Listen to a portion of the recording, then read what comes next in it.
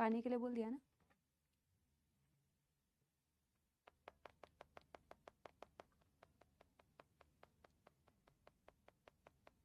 और थोड़ा AC on कर देना नॉर्मल टेम्परेचर पे, ठीक है ना।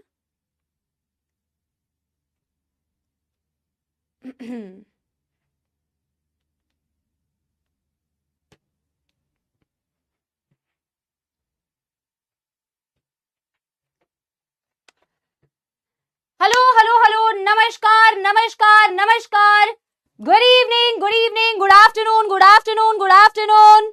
एक बारी बता दीजिए बेटा, एक second, give me just 1 second, है ना।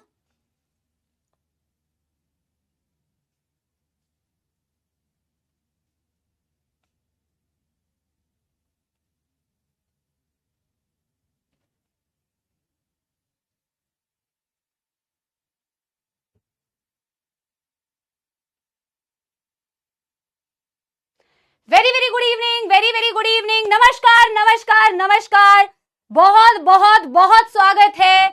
क्या मेरे प्यारे प्यारे जग से न्यारे बच्चों को नजर आ रही हैं आपकी प्यारी प्यारी जग से न्यारी समाप्ति ma'am. Very very very very good afternoon, good evening, और आप लोगों का बेटा तहे दिल से स्वागत है अर्जुना नीट 2026 के इंडिया के बिगेस्ट 11वीं के बैच में। एक बारी मुझे बता दीजिए, मैं बहुत अच्छी हूं बेटा, मैं तो बहुत अच्छी हूं, बहुत एक्साइटेड हूं आप लोग की क्लासेस के लिए। आप लोग कैसे हैं एक बारी मुझे बता दीजिए। ऑलरेडी मुझे बहुत सारे स्नेक्स कमेंट सेक्शन में नजर आ रहे हैं। एक बारी बेटा सबसे पहले ना बता देना, ऑडियो वीडियो क्लियर है क्या? अगर ऑडियो वीडियो क्लियर है तो एक थम्स अप दे दो सबसे पहले, फिर बेटा हम शुरू करने वाले हैं। प्रणीता, सोनू, सुनील, प्राची, एंथम, नीरज, लीजा, महेंद्र, मोन, स्नेहा, विधान, अभी तो बेटा बहुत सारे नाम मुझे नजर आएंगे धीरे धीरे। ऑडियो वीडियो अगर क्लियर है तो बेटा एक बार मुझे थम्स अप दे दो, फिर हम शुरू करेंगे, ठीक है ना। यस, बहुत बढ़िया, सब कुछ बेटा चमकता हुआ नजर आ रहा है। हाँ, और सब कुछ बेटा बढ़िया से सुनाई दे रहा है। मैं बहुत बढ़िया हूं बेटा, एंड बहुत बहुत खुश हूं कि एक नई जर्नी की शुरुआत होने वाली है, आपकी भी और मेरी भी। और ये जर्नी आपके लिए भी और मेरे लिए भी बहुत इंपॉर्टेंट है। और मैं हमेशा बहुत एक्साइटेड होती हूँ बेटा 11वीं के बैच के लिए, खास कर की, क्योंकि बड़े छोटे छोटे बेटा आप लोग बच्चे हैं जो अभी अभी 10वीं का एग्जाम देके आए हैं। थोड़े टेंशन में हो क्या? 10वीं के एग्जाम के बाद रिजल्ट कैसा होगा? थोड़ा सा स्ट्रेस फील हो रहा है क्या? एक बार बताओ, एक बार मैम आकांक्षा बोल दो। यार देखो, मैं आप सबका सोचो नाम, आप बैच में आएंगे बेटा, सबका नाम तो आप जानते हो, आप लोग कितना प्यार करते हो और कितने सारे स्टूडेंट्स हैं। प्रैक्टिकली इम्पॉसिबल होता है, बट कोशिश करते हैं कि आप सबका नाम लिया जाए। और कुछ ऐसे बेटा पोल्स भी कराए जाते हैं जिसमें आप अगर सबसे अच्छा आंसर दो तो आपका नाम ऑटोमेटिकली ऊपर आ जाता है ना। थोड़ा सा स्ट्रेस में हो? नहीं स्ट्रेस में हो। कुछ बच्चे कह रहे हैं हाँ स्ट्रेस में, कुछ बच्चे कह रहे हैं नहीं स्ट्रेस में है ना। मिक्स्ड फीलिंग्स है मैम। चलो बेटा देखो, 10वीं का एग्जाम तो आपने जो दे दिया वो दे दिया, लेकिन अब आप 10वीं से 11वीं में आ चुके हैं। आप सबने बेटा कुछ कुछ वीडियोस तो ऑलरेडी देखी होंगी कि यार मैम 10वीं से जो 11वीं का बैच होता है, 11वीं का जो क्लास होता है, एक बड़ा जंप होता है आपके लाइफ में, आपके करियर में, है ना, आपके एकेडमिक करियर में। मानते हो कि नहीं बेटा कि एक थोड़ा सा बड़ा जंप है ना। अभी तक आप बेटा 6, 7, 8, 9, 10 तक पढ़ लेते हैं तो वो बड़ा स्मूथली चलता है, बट जो इवन बेटा 11वीं से 12वीं भी स्मूथ जाती है, बट जो ये 10वीं से 11वीं का जंप होता है, ये थोड़ा सा आपका ना बिग जंप होता है। ये फील करते हो? अभी फील बेटा नहीं भी करते होगे ना तो बेटा बोलते हैं ना, चोट खा के बंदा अपने आप सीख जाता है। तो अभी आप 11वीं के बैच में आएंगे तो आपको ऑटोमेटिकली फील होगा कि यस मैम, ये थोड़ा सा एक लाइफ का बड़ा जंप है, बट इस जंप में आपकी ये जंप बहुत स्मूथ हो, आपकी ये जर्नी बहुत स्मूथ हो, वो इंश्योर करने का काम हमारा है। अच्छा देखो, जो बच्चे मुझे नहीं जानते हैं तो मेरा फर्ज बनता है कि मैं अपने बारे में आपको बताऊं। तो कोई भी बच्चा अगर मुझे पहली बार देख रहा है तो माय नेम इज समाप्ति सिन्हा महापात्रा, एंड मैं आपके अर्जुना नीट 2026 के बैच में आपको जूलॉजी पढ़ाने वाली हूँ। तो मैंने यहाँ पे लिख दिया है जूलॉजी बाई समाप्ति मैम, ठीक है ना। जूलॉजी क्या होता है ये भी बताऊंगी, क्योंकि बहुत सारे ऐसे स्टूडेंट्स आए होंगे जिनको नहीं पता है जूलॉजी क्या होती है, क्योंकि अभी तक तो बेटा आप साइंस पढ़ रहे थे ना, अब सारे सब्जेक्ट्स बेटा डिवाइडेड हो गए। तो ये भी बताऊंगी कि जूलॉजी क्या होती है। मेरे क्रेडेंशियल्स कि मैंने क्या किया है। मैम ने जूलॉजी में मास्टर्स करी है बनारस हिंदू यूनिवर्सिटी BHU से, उनकी कितनी रैंक थी, मैम किस किस चीज़ों का पार्ट रही हैं, मैम की अचीवमेंट्स क्या है। मेरे को लगता है बेटा वो सारी चीज़ें आपने कहीं ना कहीं बेटा बहुत सारी जगहों पे मेरे क्रेडेंशियल्स देखे होंगे, पर बीइंग अ टीचर मेरे क्रेडेंशियल्स हैं आप लोगों का सिलेक्शन।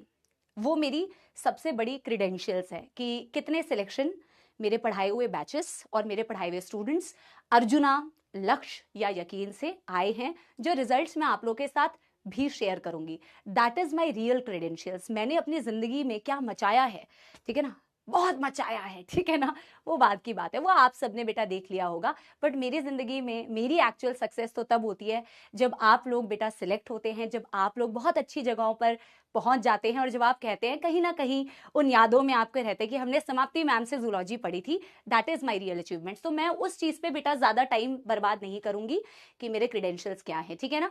अच्छा ABCD तुम लोग तो बहुत तेज हो यार, है ना। यही चीज तुम्हें बेटा बैच के अंदर नहीं करनी है। पता है क्या नहीं करना है? ये नहीं करना है कि जब तक तुम्हें कोई क्वेश्चन पूछा ना जाए तब तक उसका आंसर मत दो नलायकों, ठीक है ना। जब तुमसे जो सवाल पूछा जाए, तुम तो बेटा अभी बड़े एक्साइटमेंट में सारे आंसर्स दिए जा रहे हो, हम A हैं, हम B हैं, हम C हैं, हम D हैं। पूछा था तुमसे किसी ने? हाँ, अच्छा देखो यार, बहुत सारे नए स्टूडेंट्स, अब बेटा यही इसी कारण से तो मैं तुम्हें सपोला बुलाती हूँ, पता है ना। आधे बच्चे मैंने देखा शॉर्ट्स गए हैं, मैम ये सपोला क्या होता है, ये स्नेक्स क्या होते हैं सपोला। तो मैं अपने स्टूडेंट्स को प्यार से सपोला इसीलिए बोलती हूँ क्योंकि देख रहे हो ना कितना जहर तुम लोगों ने कमेंट सेक्शन में बेटा ऑलरेडी, कितना सारा जहर कमेंट सेक्शन में दे दिया है। जो पूछा नहीं वो जहर बेटा तुम ऑलरेडी उगल चुके हो, और इसी जहर की वजह से बेटा मैंने अपने स्टूडेंट्स का नाम प्यार से सपोला आर्मी रखा है, ठीक है ना। तो अब बेटा 11वीं में बहुत सारे नए स्टूडेंट्स हैं और आप सब भी बेटा अब इसी सपोला आर्मी के मेंबर, मैं बोल रही हूं बेटा, एक बार आप सपोला आर्मी के मेंबर बन गए ना बेटा तो तुम्हारा दिल यहीं लग जाएगा और तुम्हारा दिल नहीं करेगा कहीं और जाने का। ये बस बेटा कुछ क्लासेस में तुम्हारा दिल जो है ना, इसी तुम्हारा दिल सपोला सपोला करेगा, मैं बता रही हूं तुम्हें, ठीक है ना। तो एनीवे आप लोग मैं जानती हूं रेडी हैं बिल्कुल सपोला आर्मी के मेंबर्स बनने के लिए अपनी समाप्ति। देखो मेरे को तुम बेटा अपनी प्यारी प्यारी जग से न्यारी समाप्ति मैम बोल सकते हो, जो अक्सर मेरे को बच्चे बोलते हैं सपोली मैम बोल सकते हो, दीदी समझ सकते हो, दोस्त समझ सकते हो, जैसा तुम्हें बेटा अच्छा लगे तुम वो समझ सकते हो। बट जो भी समझो बेटा दिल से समझो, दिल से मानो, और जो भी चीजें मैं आपको क्लास में गाइड करूं उसे बेटा बिल्कुल दिल से शिद्दत से फॉलो करो, ठीक है ना। क्योंकि मेरे कंधों पे एक बहुत बड़ी रिस्पॉन्सिबिलिटी है, और बहुत बड़ी रिस्पॉन्सिबिलिटी अलग सर की तरफ से है। एक बहुत बड़ी रिस्पॉन्सिबिलिटी बेटा मेरे खुद के मैं मन से समझती हूँ कि है, और आपकी ये जो रिस्पॉन्सिबिलिटी है आपको बेटा थ्रू आउट द जर्नी बहुत अच्छी तरीके से आप लोगों को पढ़ाने की, मोटिवेट करने की, गाइडेंस देने की, सपोर्ट करने की, और फाइनली बेटा आप लोगों का हाथ पकड़ के आपको मेडिकल कॉलेज तक लेके जाने की एक बहुत बड़ी जिम्मेदारी है। और वो जिम्मेदारी मैं तो निभाऊंगी बेटा, लेकिन उस जिम्मेदारी में मुझे आप लोगों का, मेरी सपोला आर्मी का बहुत सारा सपोर्ट चाहिए, ठीक है ना। मेरी बात समझ रहे हो? हाँ, अब सपोला आर्मी, मैं देखो बैच स्टार्ट करने से पहले कुछ चीजें आप लोगों से जानना चाहूंगी। क्या आप लोग बेटा मेरे को बताओगे, जो आप ऑलरेडी बेटा कमेंट सेक्शन में बहुत ज्यादा आंसर दे चुके थे, कि तुम्हें पता है ना कि तुमने मेडिकल की फील्ड सिलेक्ट की है, पता है ना, ये सबको मालूम है, या अभी भी बेटा जो क्लास में आए हैं उनको मालूम ही नहीं है कि मैं क्यों बैच में आया हूं, है ना। मैंने अर्जुना नीट का बैच लिया है, मुझे तो इंजीनियरिंग करनी है। अरे नहीं भाई, तुम अगर अर्जुना नीट के बैच में आए हो मतलब तुम सबको पता है कि तुम बेटा किसकी तैयारी करने वाले हो, मेडिकल की तैयारी। मतलब तुम क्या बनने वाले हो? तुम वो बनने वाले हो जिनको देश में भगवान के बाद बेटा दूसरा दर्जा दिया जाता है। तुम डॉक्टर बनने वाले हो। कितना भरोसा करते हैं हम डॉक्टर्स के ऊपर, तुमने भी तो देखा होगा, तुम भी तो बेटा काफी सारी ऐसी चीजें देख चुके होगे। यार कोविड जब आया था याद है ना, तुम तो कोविड वाले भी हो बच्चे, है ना। तो हम सोचते थे कि प्लीज डॉक्टर, है ना, प्लीज इनकी जान बचा लेना। समझते हो ना कितनी बड़ी रिस्पॉन्सिबिलिटी है कि हम किसी को ये बोल रहे हैं कि आप इनकी जान बचा लेना। मतलब हम उन पे कितना भरोसा करते हैं कि ये इंसान इस फैमिली मेंबर की या मेरे दोस्त की या इनकी जान बचा लेगा। आप जानते हो कि ये कितना एक नोबल प्रोफेशन है और आप इसकी तैयारी करने के लिए बेटा आए हो, ये बात सब जानते हैं। यस यस एवरीवन, ठीक है ना? तो you all are the future doctors. लेकिन बेटा मैं जानना चाहती हूँ आप में से कितने सारे बच्चे, ये ऑप्शन ABCD आप कमेंट में आंसर दो कि सच में डॉक्टर बनना चाहते हैं इसीलिए आपने मेडिकल फील्ड ली है, या आपको मैथ से नफरत थी मैम, अरे यार पीछा छूटा मैम मैथ से, इसीलिए हमने मैम मेडिकल फील्ड चुनी। जेन्युइनली बेटा झूठ कुछ भी नहीं बोलना है, कोई तुम्हें जज नहीं करने वाला, और बेटा किसी की जजमेंट से कोई फर्क नहीं पड़ने वाला बेटा, तुम्हारी जिंदगी में ऊपर नीचे कुछ भी नहीं होगा, ठीक है ना? तो किसी के जजमेंट से नहीं डरना है। जेन्युइनली मुझे बताओ, मैथ से नफरत थी इसीलिए बायोलॉजी ली? कोई आइडिया ही नहीं था मैम, लोगों ने कहा है ना, तो हमने ले ली मैम साइंस। साइंस के बाद मैं मेडिकल ले ली, लोगों ने कहा, मेरी बेस्टी जो है ना मैम वो ले रही थी बायोलॉजी, सेम सेक्शन में होते इसीलिए मैंने बायोलॉजी ले ली।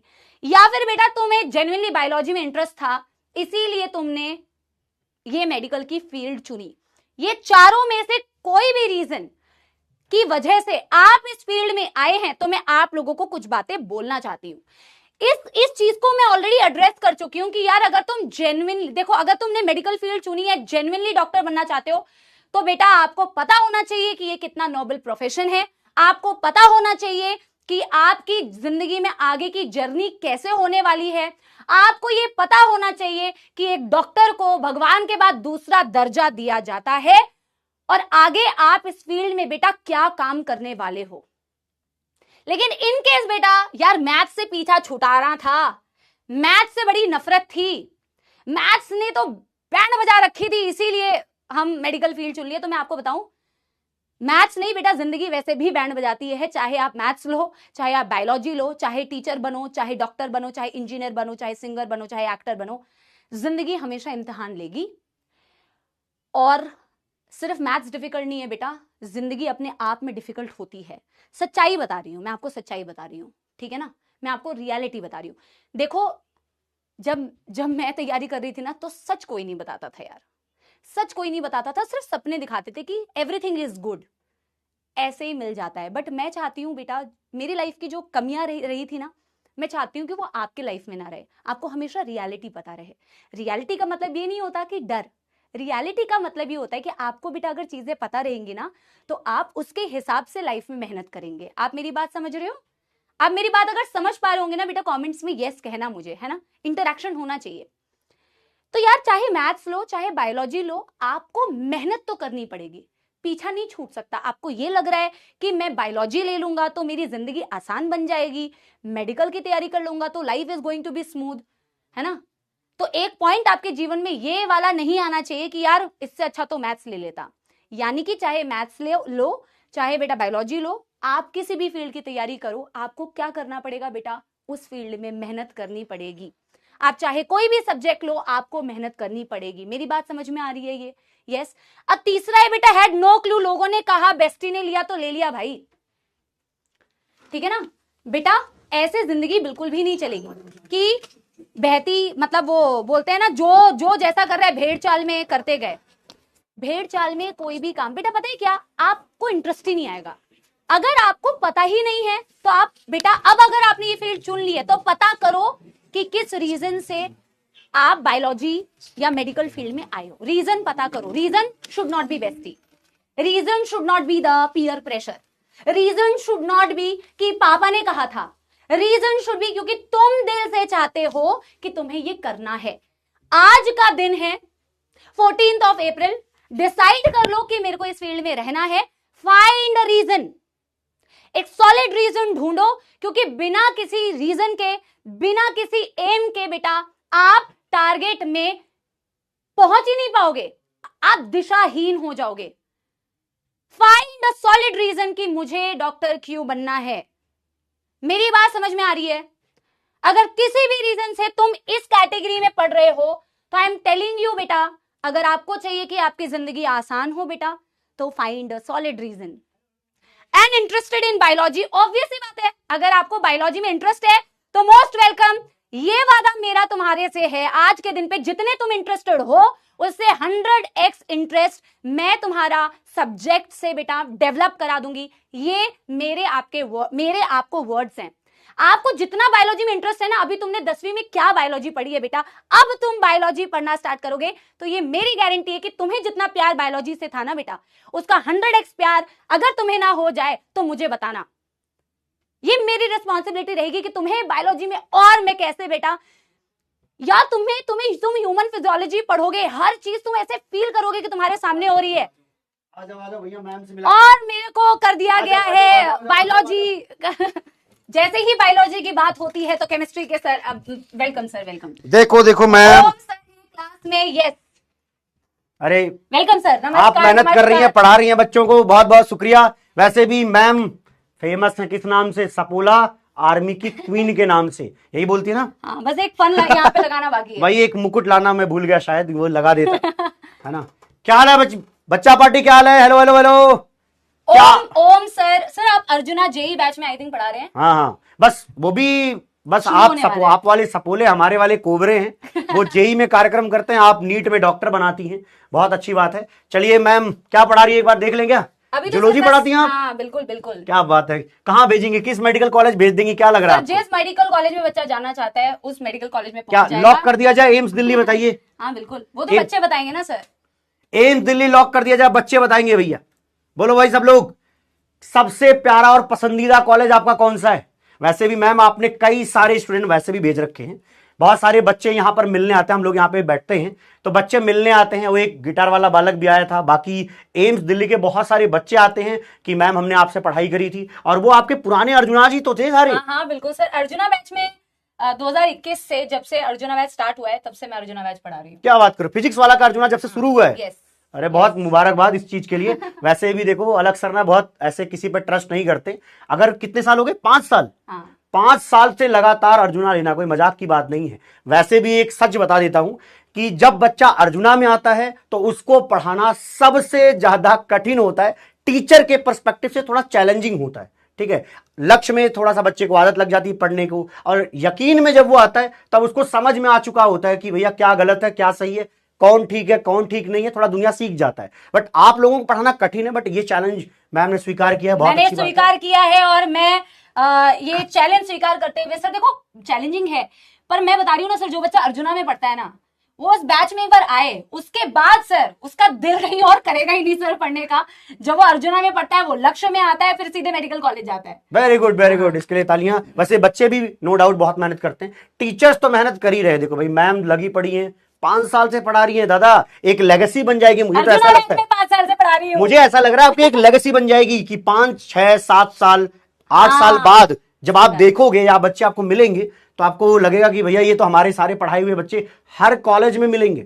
बहुत अच्छी बात है। हाँ सर, बहुत बहुत अच्छा लगता है, क्योंकि गर्व की बात है भाई, गर्व की बात है। हर मेडिकल कॉलेज में, जिस मेडिकल कॉलेज में आप देखो वहां हमारा बच्चा तो मिलेगा ही मिलेगा। यहाँ पे बच्चे लिख रहे हैं कि एम्स दिल्ली जाना है। दादा लोग एम्स दिल्ली जाना है, अच्छी बात है, लेकिन वो जो अभी बताएंगी या बता रही हैं इसको फॉलो करना बहुत ज्यादा जरूरी है। टीचर्स पे ना ट्रस्ट करना बड़ा जरूरी है, क्योंकि अगर अलग सर ने ट्रस्ट करके आपके सामने लोगों को रखा है ना, भरोसा मानिए यहां ऑनलाइन में टीचर बन के सेलेक्ट होना है आपके एम्स दिल्ली से कठिन हो रखा है। भरोसा मानिए, आप में तब भी सीट जो है 60-70 है एम्स दिल्ली में, इधर की सीट बहुत ही कम रहती है। जूलॉजी में कितने टीचर है? एक टीचर देख रहे हो, द समाप्ति सिन्हा महापात्रा, इतना बड़ा तो नाम है भैया। अच्छी बात यह है कि आप अच्छा काम भी कर रही हैं, है ना। और बताइए सपोनो क्या हाल है? अरे बहुत मैम, एम्स सारे बच्चों बेटा एम्स दिल्ली जाना अच्छी बात है, बहुत अच्छी बात है, लेकिन सिर्फ लिखने से नहीं होता है। आप जिस फील्ड में जाने वाले हैं, मैं वही बात बता रही हूँ सर, बहुत मेहनत वाला काम है। और इस सफर में बेटा हम बचपन से सुनते आए हैं अच्छी कंपनी होनी चाहिए, तो सबसे अच्छी कंपनी होनी चाहिए, सबसे अच्छा दोस्त होना चाहिए, सबसे पहले आपका टीचर। टीचर आपका सबसे पहला दोस्त होना चाहिए, है ना, जो आपकी जर्नी में आपको हेल्प करेगा। दूसरा अच्छा दोस्त बेटा आपके पेरेंट्स को आपको बनाना है, दैट शुड बी नंबर 2। और इस सफर में आपको अच्छे दोस्त बनाने हैं। अच्छा दोस्त का मतलब क्या होता है? अच्छे दोस्त का मतलब ये नहीं होता कि भाई उसके साथ पार्टी कर रहे हैं, गप्पे मार रहे हैं, वो कह रहे हैं भाई आज क्लास कैंसिल कर देते हैं, भाई पार्टी करते हैं। ऐसे लोगों से बेटा अभी आपको शायद कम समझ में आए, बट मैं कोशिश करूंगी कि मैं आपको ये समझा पाऊं कि यार अभी आपको लगेगा कि नहीं यार मैम ऐसे ही तो होता है। बेटा ऐसे लोगों के साथ ऐसे दोस्ती यारी नहीं रखनी चाहिए जो जीवन में आपकी प्रोग्रेसिव बातें ना करे, जीवन में आपको आगे ले जाने की बात ना करे, जीवन में नेगेटिव बातें करे, आपको नीचे खींचे। बेटा ऐसे दोस्त बनाओ जो लाइफ में आपको ऊपर लेके जाए। यार साथ के जो हाँ। मचाने में मजा है ना, साथ मेडिकल कॉलेज में पहुंचने का मजा है, साथ जीवन में सक्सेस पाने का जो करने का मजा है। नहीं, नो डाउट नो डाउट। ऐसे दोस्त बनाओ भाई, मिल के सक्सेस। आप देखो एक दोस्त यहां भी दिख रहा है कि मैंने कम से कम एक BMW खरीदी है, मैम ने उसी के कुछ दिन के आसपास में मैम ने मर्सिडीज खरीदी है। उसकी भी कहानी थोड़ा इंटरेस्टिंग है, बता दे क्या। देखो भैया ऐसा था, शुरू में हमें तो नहीं आती थी गाड़ी चलाना, ठीक है, तो हम गए भैया शोरूम, और शोरूम जाने के बाद उन्होंने कहा कि चलिए ड्राइविंग थोड़ा करके देख लीजिए गाड़ी कैसी चल रही है। अब मुझे ये समझ में नहीं रहा, मुझे तो आ नहीं रहा है, मैम को चलानी आती थी, तब मैम से मैंने कहा एक बार आप चला के देखिए, तो वो कह रहा अरे गाड़ी तो आपको लेनी थी, तो मैं कहा नहीं मैम चला देंगी, जो चल जाएगी तो हमें समझ में आ जाएगा कि मैं चला पाऊंगा। BMW खरीदने गए हैं तो सर शोरूम में बंदे को बोल रहे हैं कि सर आप थोड़ा सा ड्राइव करके बता दो गाड़ी कैसी है। हाँ, कि इससे फीचर बता दो कैसी चलती है, थोड़ा सा समझा दो। कह रहा सर थ्योरेटिकल नॉलेज नहीं चलेगा, प्रैक्टिकल करके आना पड़ेगा आपको।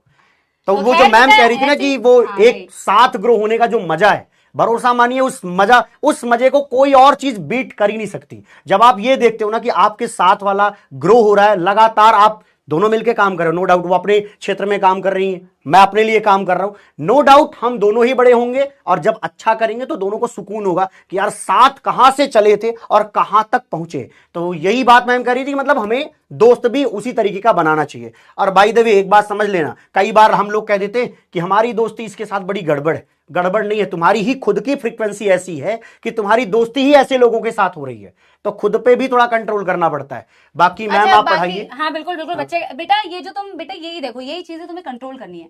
स्टार्ट क्लास, बिल्कुल स्टार्ट क्लास करेंगे, अभी क्लास तो चल ही रही है। आप डॉक्टर बनने वाले हो बेटा, आप पेशेंट जैसी हरकतें इनको ये लग रहा है कि डॉक्टर आज ही बन जाएंगे, बेटा आज एक ही दिन में सारा घोट के पिला दें। अरे क्लास स्टार्ट होगी बेटा, ज्ञान यहाँ पे बेटा धारण करने आए हो, ज्ञान लेने आए हो। जो बच्चा ज्ञान देता है ना बेटा, ये हमारे एक्सपीरियंस से हम आपको बता रहे हैं, जो ज्यादा ज्ञान देता है ना, फिर वो बेटा 4-5 साल यहाँ पे ज्ञान ही देता है। हाँ, अरे वो ठीक है ना, पहली बात तो यकीन के बाद यकीन 1 2 3 फिर 8 9 ये सब चलता रहता है, ये ना चले उसके लिए सुनना पड़ेगा। टीचर्स आपको आए हैं, आपसे मिलने के लिए आए हैं, सर भी आपसे मिलने के लिए आए हैं, सर भी अपने बिजी शेड्यूल से टाइम निकाल के आए हैं कि आपसे कुछ बातें कर सके, आपको कुछ गाइडेंस दे सके, आपको कुछ मोटिवेशन दे सके, ठीक है ना। तो चलो बहुत अच्छी बात, आप पढ़ाओ मैम। हाँ, चलिए शुक्रिया, बहुत अच्छा, चलो भैया धन्यवाद, आप आए सपोलो जय हो। अब मैं अपने कोबरों के पास चलता हूँ, बाय बाय। बहुत बहुत धन्यवाद, बहुत बहुत शुक्रिया आपका। लगे रहिए मैम, लगे रहिए, बहुत अच्छी बात है। और डॉक्टर प्रोड्यूस करेंगे इस साल आप तो। बिल्कुल बिल्कुल सर, बहुत सारे लाखों करोड़ों डॉक्टर बनाने हैं सर, सारे डॉक्टर यहीं से जाने चाहिए। बहुत अच्छी बात है, मुबारक हो, मुबारक हो भाई। यस, तो इसी बात के साथ में bye sir. Sir yes, sir को बाय कर दिया है सारे बच्चों ने, ठीक है बेटा। यस, क्या आप फिर बेटा शुरू करें? तो इंटरेस्टेड इन बायोलॉजी है तो आपको समझ में आ गया है कि कौन से रीजन से आप बेटा मेडिकल फील्ड में आए हैं। बेटा देखो, जैसे कि मैं बता रही थी कि यार मेरे क्रेडेंशियल्स जो है ना वो है सिलेक्शन। क्लास स्टार्ट होगी बेटा, ज्ञान सिर्फ लेना है, आज से ही सीख लो बेटा ये बात।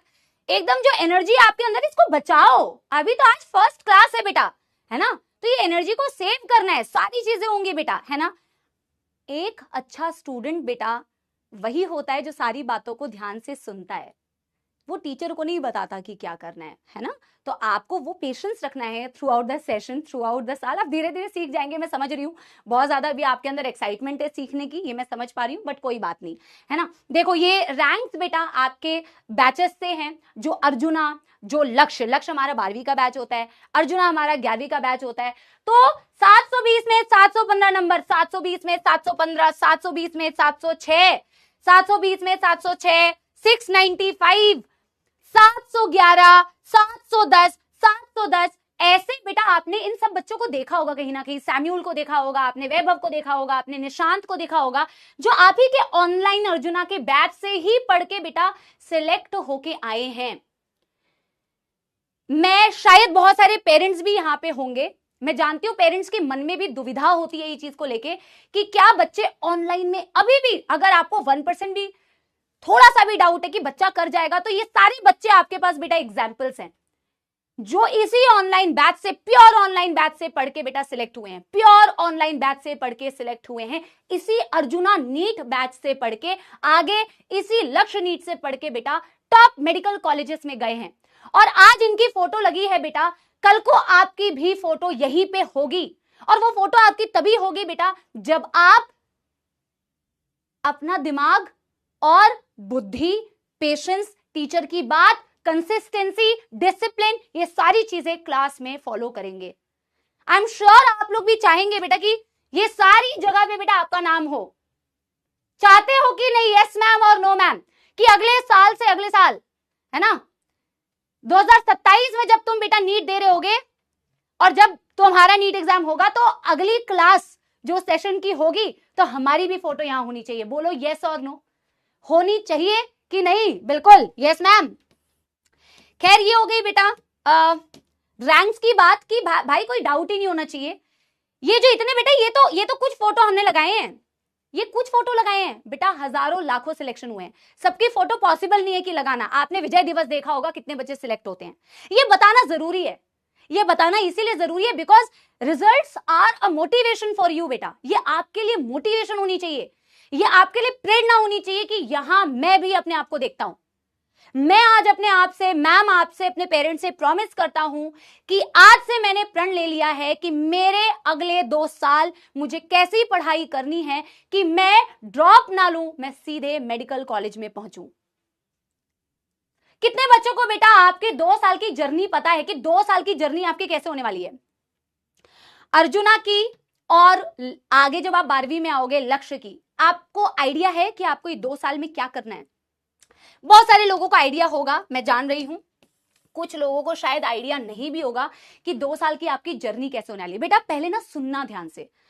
आई know you are too excited, I can understand बेटा, मैं आपकी फीलिंग समझ पा रही हूं, but you need to understand पहले कि आप पूरे बैच में कैसे प्रोग्रेस करने वाले हैं। ये समझना आपके लिए पहले जरूरी है, ठीक है ना? ये समझना आप लोगों के लिए बेहद जरूरी है कि पूरे साल भर कैसे आपको पढ़ाई करनी है, क्या रोड मैप होने वाला है बेटा, कैसे बेटा किन चीजों को आपने फॉलो करना है कि डायरेक्ट बेटा आपके बिना ड्रॉप के एक बारी में सिलेक्शन हो जाए, ठीक है ना? सबसे पहले बेटा ये चीज आपको समझने की जरूरत है, तभी बेटा आप ना अपनी जर्नी को स्मूथली आगे ले जा पाओगे।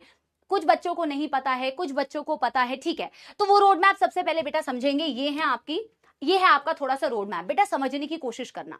ये आपकी समाप्ति मैम, और ये बहुत सारे छोटे छोटे बेटा स्नेक्स, सपोले हैं, और ये वो रास्ता है बेटा जो रास्ता अल्टीमेटली आपको बेटा मेडिकल कॉलेज तक लेके जा रहा है, आपके फेवरेट मेडिकल कॉलेज तक। मैंने तो कुछ नाम लिखे हुए बेटा, AIIMS, PGMR, CMC, FMC, Lady Hardinge, मैंने कुछ नाम लिखे हुए हैं। आपके पसंदीदा मेडिकल कॉलेज तक ये रास्ता आपको लेके जा रहा है। तो यहाँ मैं हूं, यहाँ मेरे सपोले हैं, और इस रास्ते में बेटा कौन कौन सी चीजें आपको अवॉइड करनी है और कौन कौन सी चीजें आपको करनी है कि आप बेटा सीधे मेडिकल कॉलेज तक पहुंचो, पहले इस बात को जरा समझना। सबसे पहले अभी आपके पास क्या है बेटा? Class 11th। इस चीज को बहुत सिंसियरली सुनना है बेटा, मैम जो समझा रही है, क्योंकि कुछ बच्चों को पता ही नहीं है कि एग्जाम पैटर्न क्या है, नीट एग्जाम का पेपर कैसे होता है, कितने क्वेश्चंस आते हैं, क्या क्या सब्जेक्ट्स होते हैं, क्या वेटेज होता है, ये सारी चीजें मैं आपको बताऊंगी। आपको पता है तो बहुत अच्छी बात है, अगर आपको पता भी है फिर भी आप इस चीज को बेटा जरा देखिए, ठीक है ना? और आपका टारगेट सीधा आपका वो मेडिकल कॉलेज होना चाहिए, वही दिखना चाहिए आपकी बेटा, है ना? आपकी नजरों के सामने वही मेडिकल कॉलेज होना चाहिए थ्रू आउट द जर्नी जब आप तैयारी कर रहे हो, ठीक है ना? अच्छा, थोड़ी सी ब्राइटनेस कम कर दें, चलो ब्राइटनेस कम कर दिया। तो क्लास 11th में अब आप आ चुके हैं बेटा, क्लास 11th में आप आ चुके हैं, है ना? और आप तैयारी करने वाले हैं बेटा नीट की। नीट के पेपर में बेटा, अच्छा कौन कौन से सब्जेक्ट्स 11वीं में पढ़ने होते हैं, पता है ये बात आपको? 11वीं में कौन कौन से सब्जेक्ट्स आपको पढ़ने हैं बेटा? आपको पढ़ना है फिजिक्स, आपको पढ़ना है फिजिक्स, आपको पढ़ना है बेटा केमिस्ट्री, आपको पढ़नी है केमिस्ट्री, आपको पढ़नी है बेटा थर्ड बायोलॉजी, और बायोलॉजी में भी 2 डिविजन्स हैं, ये आपको पता है। यस, बायोलॉजी में भी 2 डिविजन्स हैं, एक डिवीजन है जो मैं आपको पढ़ाने वाली हूं बेटा, दैट इज जूलॉजी, और दूसरा बेटा है दैट इज बॉटनी। बॉटनी आपको विपिन सर पढ़ाएंगे, जूलॉजी मैं आपको पढ़ाऊंगी। जूलॉजी बॉटनी में डिफरेंस, बेसिक डिफरेंस पता है क्या होता है? जूलॉजी बॉटनी में बेसिक अंतर क्या होता है? जल्दी बताओ। पीसीबी तो कर रहे हो। जूलॉजी में basically we are going to deal with बेटा एनिमल्स, यहां हम एनिमल्स के बारे में बेसिकली पढ़ने वाले हैं, और बॉटनी में बेसिकली बेटा आप प्लांट्स के बारे में पढ़ने वाले हैं, ठीक है ना? ये डिविजन्स आपको समझ में आ गई ना, ठीक है ना? ये डिविजन्स आपको समझ में आ गई, आपको कैसे कैसे पढ़ना है। बायोलॉजी में 2 पार्ट्स हो गए, केमिस्ट्री में भी बेटा यहाँ पे पार्ट्स हैं, तभी मैं बोल रही हूँ ना थोड़ा सा बड़ा जंप है, बट बेटा 1-2 हफ्ते आप क्लास में आओ, क्लासेस अटेंड करो, आप सारे सेटल हो जाओगे। एक्सपीरियंस से बता रही हूँ, आप सारे सेटल हो जाओगे बेटा, 2 हफ्ते की बात है ना। केमिस्ट्री में भी आपको पता है ना कि डिवीजन हो जाता है, आपके पास ऑर्गेनिक है, आपके पास इनऑर्गेनिक केमिस्ट्री है ना, और आपके पास बेटा फिजिकल केमिस्ट्री है। केमिस्ट्री के भी 3 पार्ट्स हो जाते हैं, ठीक है ना। तो मैं आपको पढ़ाने वाली हूं जूलॉजी, और आपको जूलॉजी की एक नोटबुक लेनी है, ठीक है ना। जूलॉजी की एक नोटबुक आप लेके आएंगे, ठीक है, और एक नोटबुक में हम नोट्स बनाएंगे जितनी भी चीजें हम क्लास में पढ़ने वाले हैं। यहां तक बेटा आपको बात क्लियर हो गई है कि जूलॉजी की एक नोटबुक होनी चाहिए, बॉटनी की अलग नोटबुक होनी चाहिए, जूलॉजी की अलग नोटबुक होनी चाहिए। अब बेटा ये सारे सब्जेक्ट्स आप 11वीं में पढ़ने वाले हैं और आप देने वाले हैं नीट यानी कि मेडिकल का एग्जाम। अब इसमें बेटा सारे सब्जेक्ट्स की आपको पता ही है, फिजिक्स, केमिस्ट्री एंड बायोलॉजी। क्या वेटेज है किसी को पता है बेटा? 180, 180 एंड 360 मार्क्स। 720 नंबर का बेटा आपका एग्जाम होता है, ये आपकी वेटेज होती है। अगर नहीं पता है तो मैं आपको बता देती हूं, ठीक है ना। 180 marks physics, 180 marks chemistry and 360 marks आपके बायोलॉजी के होते हैं। 45 क्वेश्चन फिजिक्स में, 45 क्वेश्चन बेटा केमिस्ट्री में एंड 90 क्वेश्चंस आपके आएंगे बायोलॉजी में। बायोलॉजी में 360 में बेटा आधा बॉटनी के रहेंगे, आधे जूलॉजी के रहेंगे, 50-50। समझ में आ गई बात बेटा? नंबर ऑफ क्वेश्चंस, कितने मार्क्स है, ये सारी चीज आपको पता होनी चाहिए बेटा। आप जिसकी तैयारी कर रहे हैं उस एग्जाम के बारे में तो पता होना चाहिए बेटा। अगर क्लियर होते जाए ना तो मुझे थम्स अप दे देना। ये बातें बताना आपको बेहद जरूरी है ना कि 45 क्वेश्चन आपके नीट के एग्जाम में बेटा फिजिक्स के होते हैं, 45 क्वेश्चन आपके बेटा केमिस्ट्री के होते हैं, और आपके 90 क्वेश्चन होते हैं बायोलॉजी में। बायोलॉजी में 2 सेक्शंस है, आधा 50% botany, 50% zoology, including your 11th and 12th। सारे बच्चों को ये मामला क्लियर हो गया बेटा? नीट के एग्जाम में क्या क्या आपके आने वाले हैं, 11वीं के अर्जुनास को समझ में आ गया होगा। अच्छा देखो, अब ये रास्ता जो है ना बेटा, ये रास्ता आपको पहुंचा रहा है मेडिकल कॉलेज तक। इतना आसान रास्ता है नहीं, लेट मी टेल यू बेटा, इतना इजी रास्ता नहीं है। आप जिस फील्ड को चुने हैं वो फील्ड बेटा बहुत मेहनत डिमांड करेगी through out the session. Through out the session बेटा बहुत सारी मेहनत डिमांड करेगी। और मैं आप लोगों को बता दूं, आज जितनी एक्साइटमेंट से आप क्लास में जुड़े हैं, आज जितनी एनर्जी से आप क्लास में जुड़े हैं, आज जितनी मोटिवेशन से आप ये बोल रहे हैं ना कि मैम अब शुरू करते हैं क्लास में पढ़ाई, ये मोटिवेशन, ये एनर्जी, ये डिसिप्लिन, ये dedication throughout the session maximum बच्चों का मेंटेन नहीं होता है। And that is the reason 25 lakh plus बेटा बच्चे एग्जाम देते हैं नीट का, लेकिन सिलेक्ट कितने होते हैं बेटा? कुछ हजारों में। और क्यों ऐसा होता है बेटा? बिकॉज जर्नी सबने एक साथ शुरू की, सबकी एनर्जी एक जैसी थी, सबकी मोटिवेशन एक जैसी थी, सबके पास सब कुछ एक जैसा था, सारे उन्हीं सेट ऑफ टीचर्स से पढ़ रहे थे। बट इस रास्ते में बेटा, ये रास्ता जब आप चलते हो तो बहुत सारी डिस्ट्रैक्शंस आती है, बहुत सारी डिस्ट्रैक्शंस आती है जो आपको आपके रास्ते से भटकाने की कोशिश करेंगे बेटा। उसमें सबसे पहले आता है सोशल मीडिया। लेक्चर तो देख रहा हूं, साथ में यूट्यूब शॉर्ट्स देख रहा हूं, इंस्टाग्राम कर रहा हूं, फेसबुक कर रहा हूं। ये एक बहुत बड़ा आपका डिस्ट्रैक्शन बनता है आपकी जर्नी में। देखो, एक होता है कि आप सोशल मीडिया चलाते ही नहीं है, तो बहुत ही अच्छी बात है बेटा, बहुत ही अच्छी बात है। अगर आप चलाते हैं तो बेटा, अगर आपके अंदर ये सेल्फ कंट्रोल है कि भाई मैं इसमें अपना टाइम वेस्ट नहीं करूंगा, अगर मेरे को 5 मिनट ब्रेक लेना है, वो 5 मिनट 5 घंटे में बेटा बदल जाता है। अगर वो 5 मिनट 5 घंटे में बैठा बदला तो बेटा आप कैसे कैसे कैसे पढ़ाई कर पाओगे, कैसे सिलेक्ट हो पाओगे? आप मेरी बात समझ रहे हो कि नहीं बेटा? अगर आपके अंदर सेल्फ कंट्रोल है कि यार मेरा सोशल मीडिया है बट मैं उसको यार 2 मिनट के लिए चलाती हूं, मैं 1-2 चीजें देख लेती हूं, मेरा माइंड फ्रेश हो जाता है, it's okay, then it's fine, well and good. अगर ऐसा नहीं है तो आज ही अपना सोशल मीडिया बेटा हटा दो।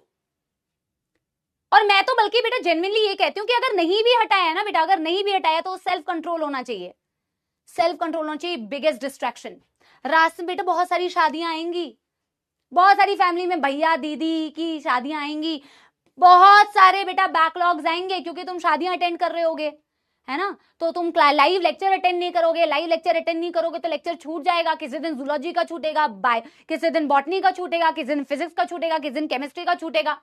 और जिस दिन लेक्चर छूटना चालू हुए ना बेटा, और जिस दिन ये इकट्ठा होना चालू हुआ, मैं जानती हूं तुम लोग सोशल ये यूट्यूब पे तो बहुत एक्टिव हो, बहुत वीडियो देखिए भैया दीदियों की वीडियो, जो ये 12वीं में आए अभी मेरे सपोले लक्ष्य में, उनकी सबसे बड़ी प्रॉब्लम होती है कि 11वीं नहीं पढ़ी।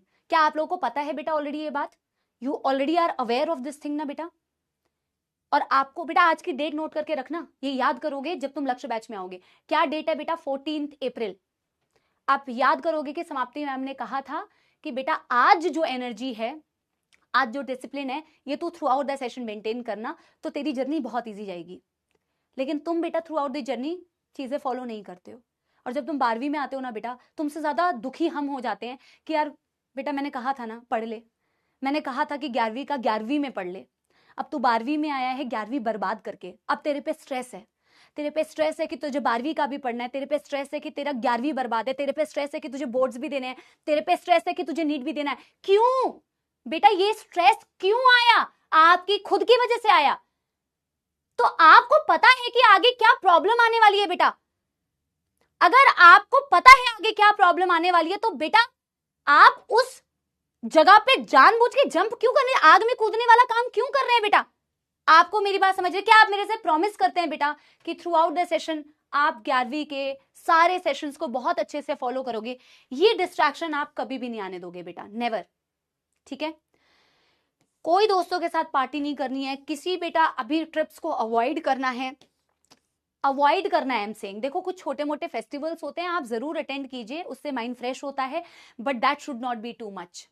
ये सारे बेटा आपके रास्ते में ना डिस्ट्रैक्शंस है, ये सारे बेटा वो डिस्ट्रैक्शंस है जो आपको आपके मेडिकल कॉलेज तक पहुंचने से रोकेंगे बेटा।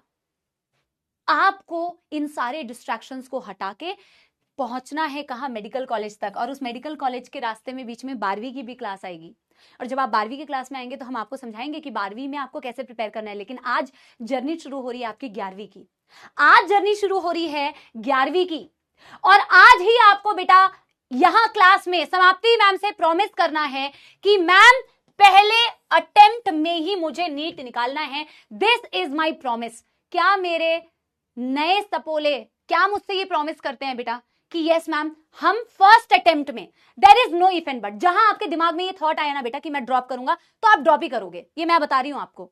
अगर तेरे दिमाग में एक बार भी आया ना बेटा कि यार ठीक है ना मैं ड्रॉप कर लूंगा, तो तू ड्रॉप ही करेगा, तो तू ड्रॉप ही करेगा।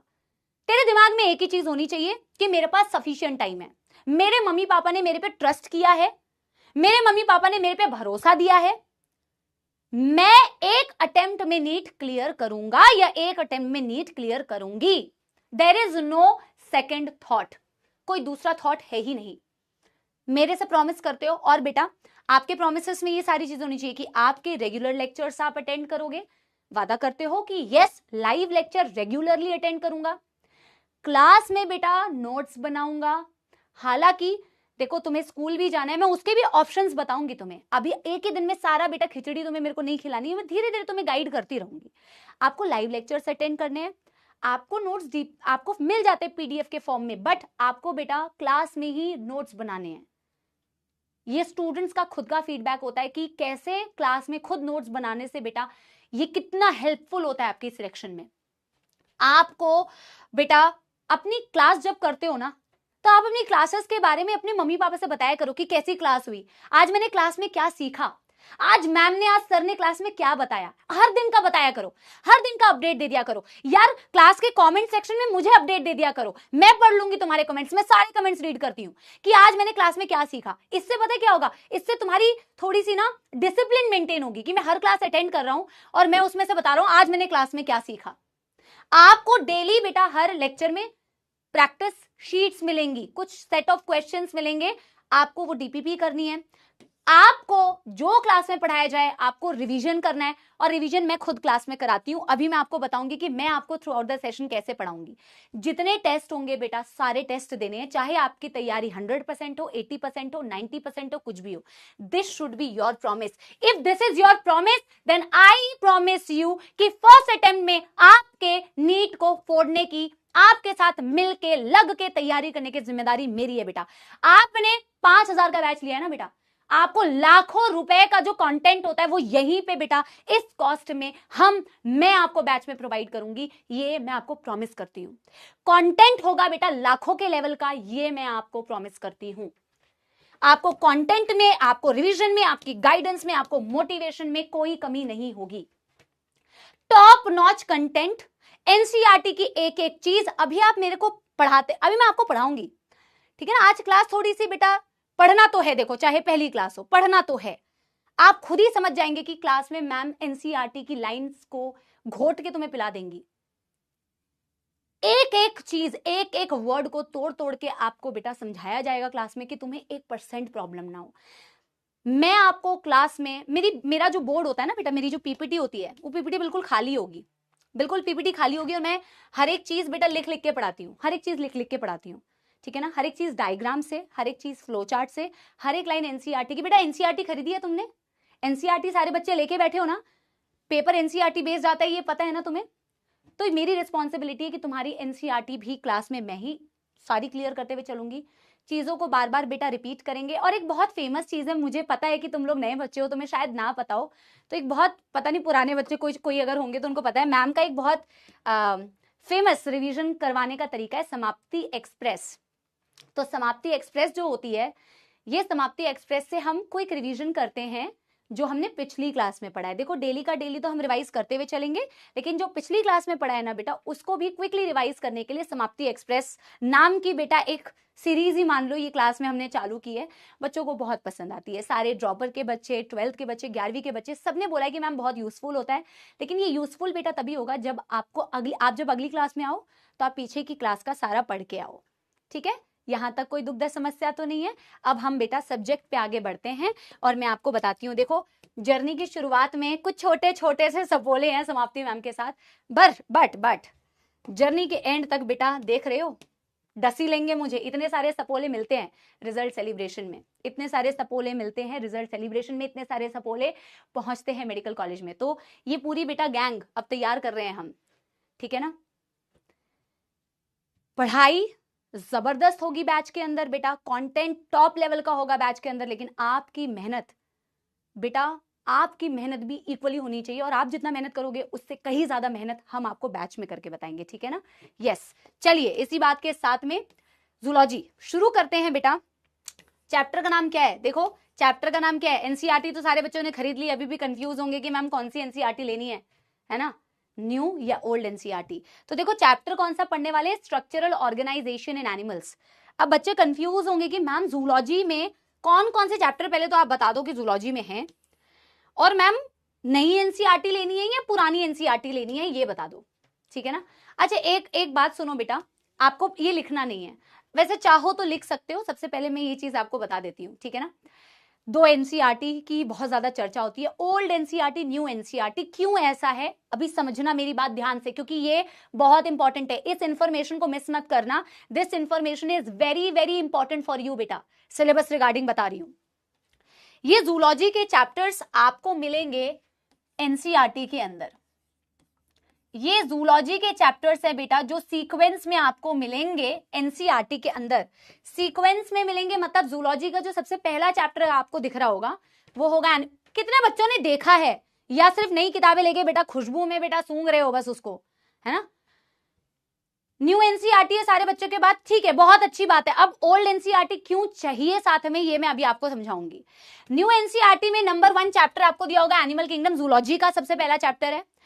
दूसरा चैप्टर दिया होगा स्ट्रक्चरल ऑर्गेनाइजेशन इन एनिमल्स। लेकिन इस चैप्टर में एक बार न्यू एनसीईआरटी से देख के मुझे बताओगे, इस चैप्टर में केवल फ्रॉग का टॉपिक दिया हुआ है। एक बार मुझे बताओगे, सिर्फ फ्रॉग का टॉपिक दिया हुआ है, ठीक है ना।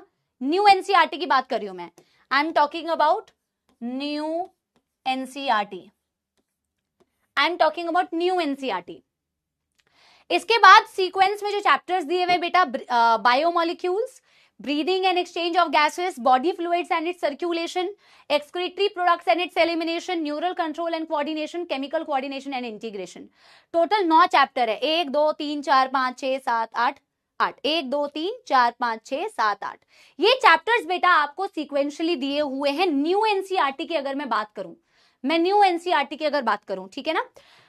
अब आपको कंफ्यूजन ना हो इसीलिए मैं साइड में लिख रही हूं, हम सबसे पहले बेटा आपको, वैसे तो ऐप के अंदर सारी चीजें अपडेट हो जाएंगी, हम सबसे पहले बेटा शुरू करने वाले हैं हम सबसे पहले शुरू करने वाले नहीं फ्रॉग बेटा, ये यहां तक कोई दिक्कत तो नहीं है ना? अच्छा लोकोमोशन, तभी तो मैं सोचूं कि 9 चैप्टर है, एक चैप्टर छूट गया ना, लोकोमोशन बोला मैंने 9, यहाँ पे एक्सक्रीटरी प्रोडक्ट से के बाद है यहाँ लोकोमोशन एंड मूवमेंट, 9 चैप्टर है ना, लोकोमोशन एंड मूवमेंट।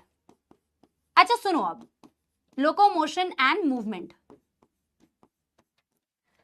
ये आपके एनसीईआरटी की सीक्वेंसिंग है, बट यहां बेटा हम आपको सबसे पहले जो चैप्टर पढ़ाने वाले हैं that is structural organisation in animals.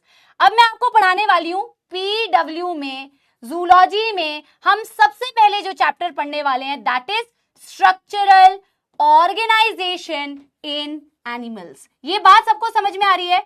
हम सबसे पहले जो चैप्टर पढ़ने वाले हैं वो पढ़ने वाले हैं स्ट्रक्चरल ऑर्गेनाइजेशन इन एनिमल्स।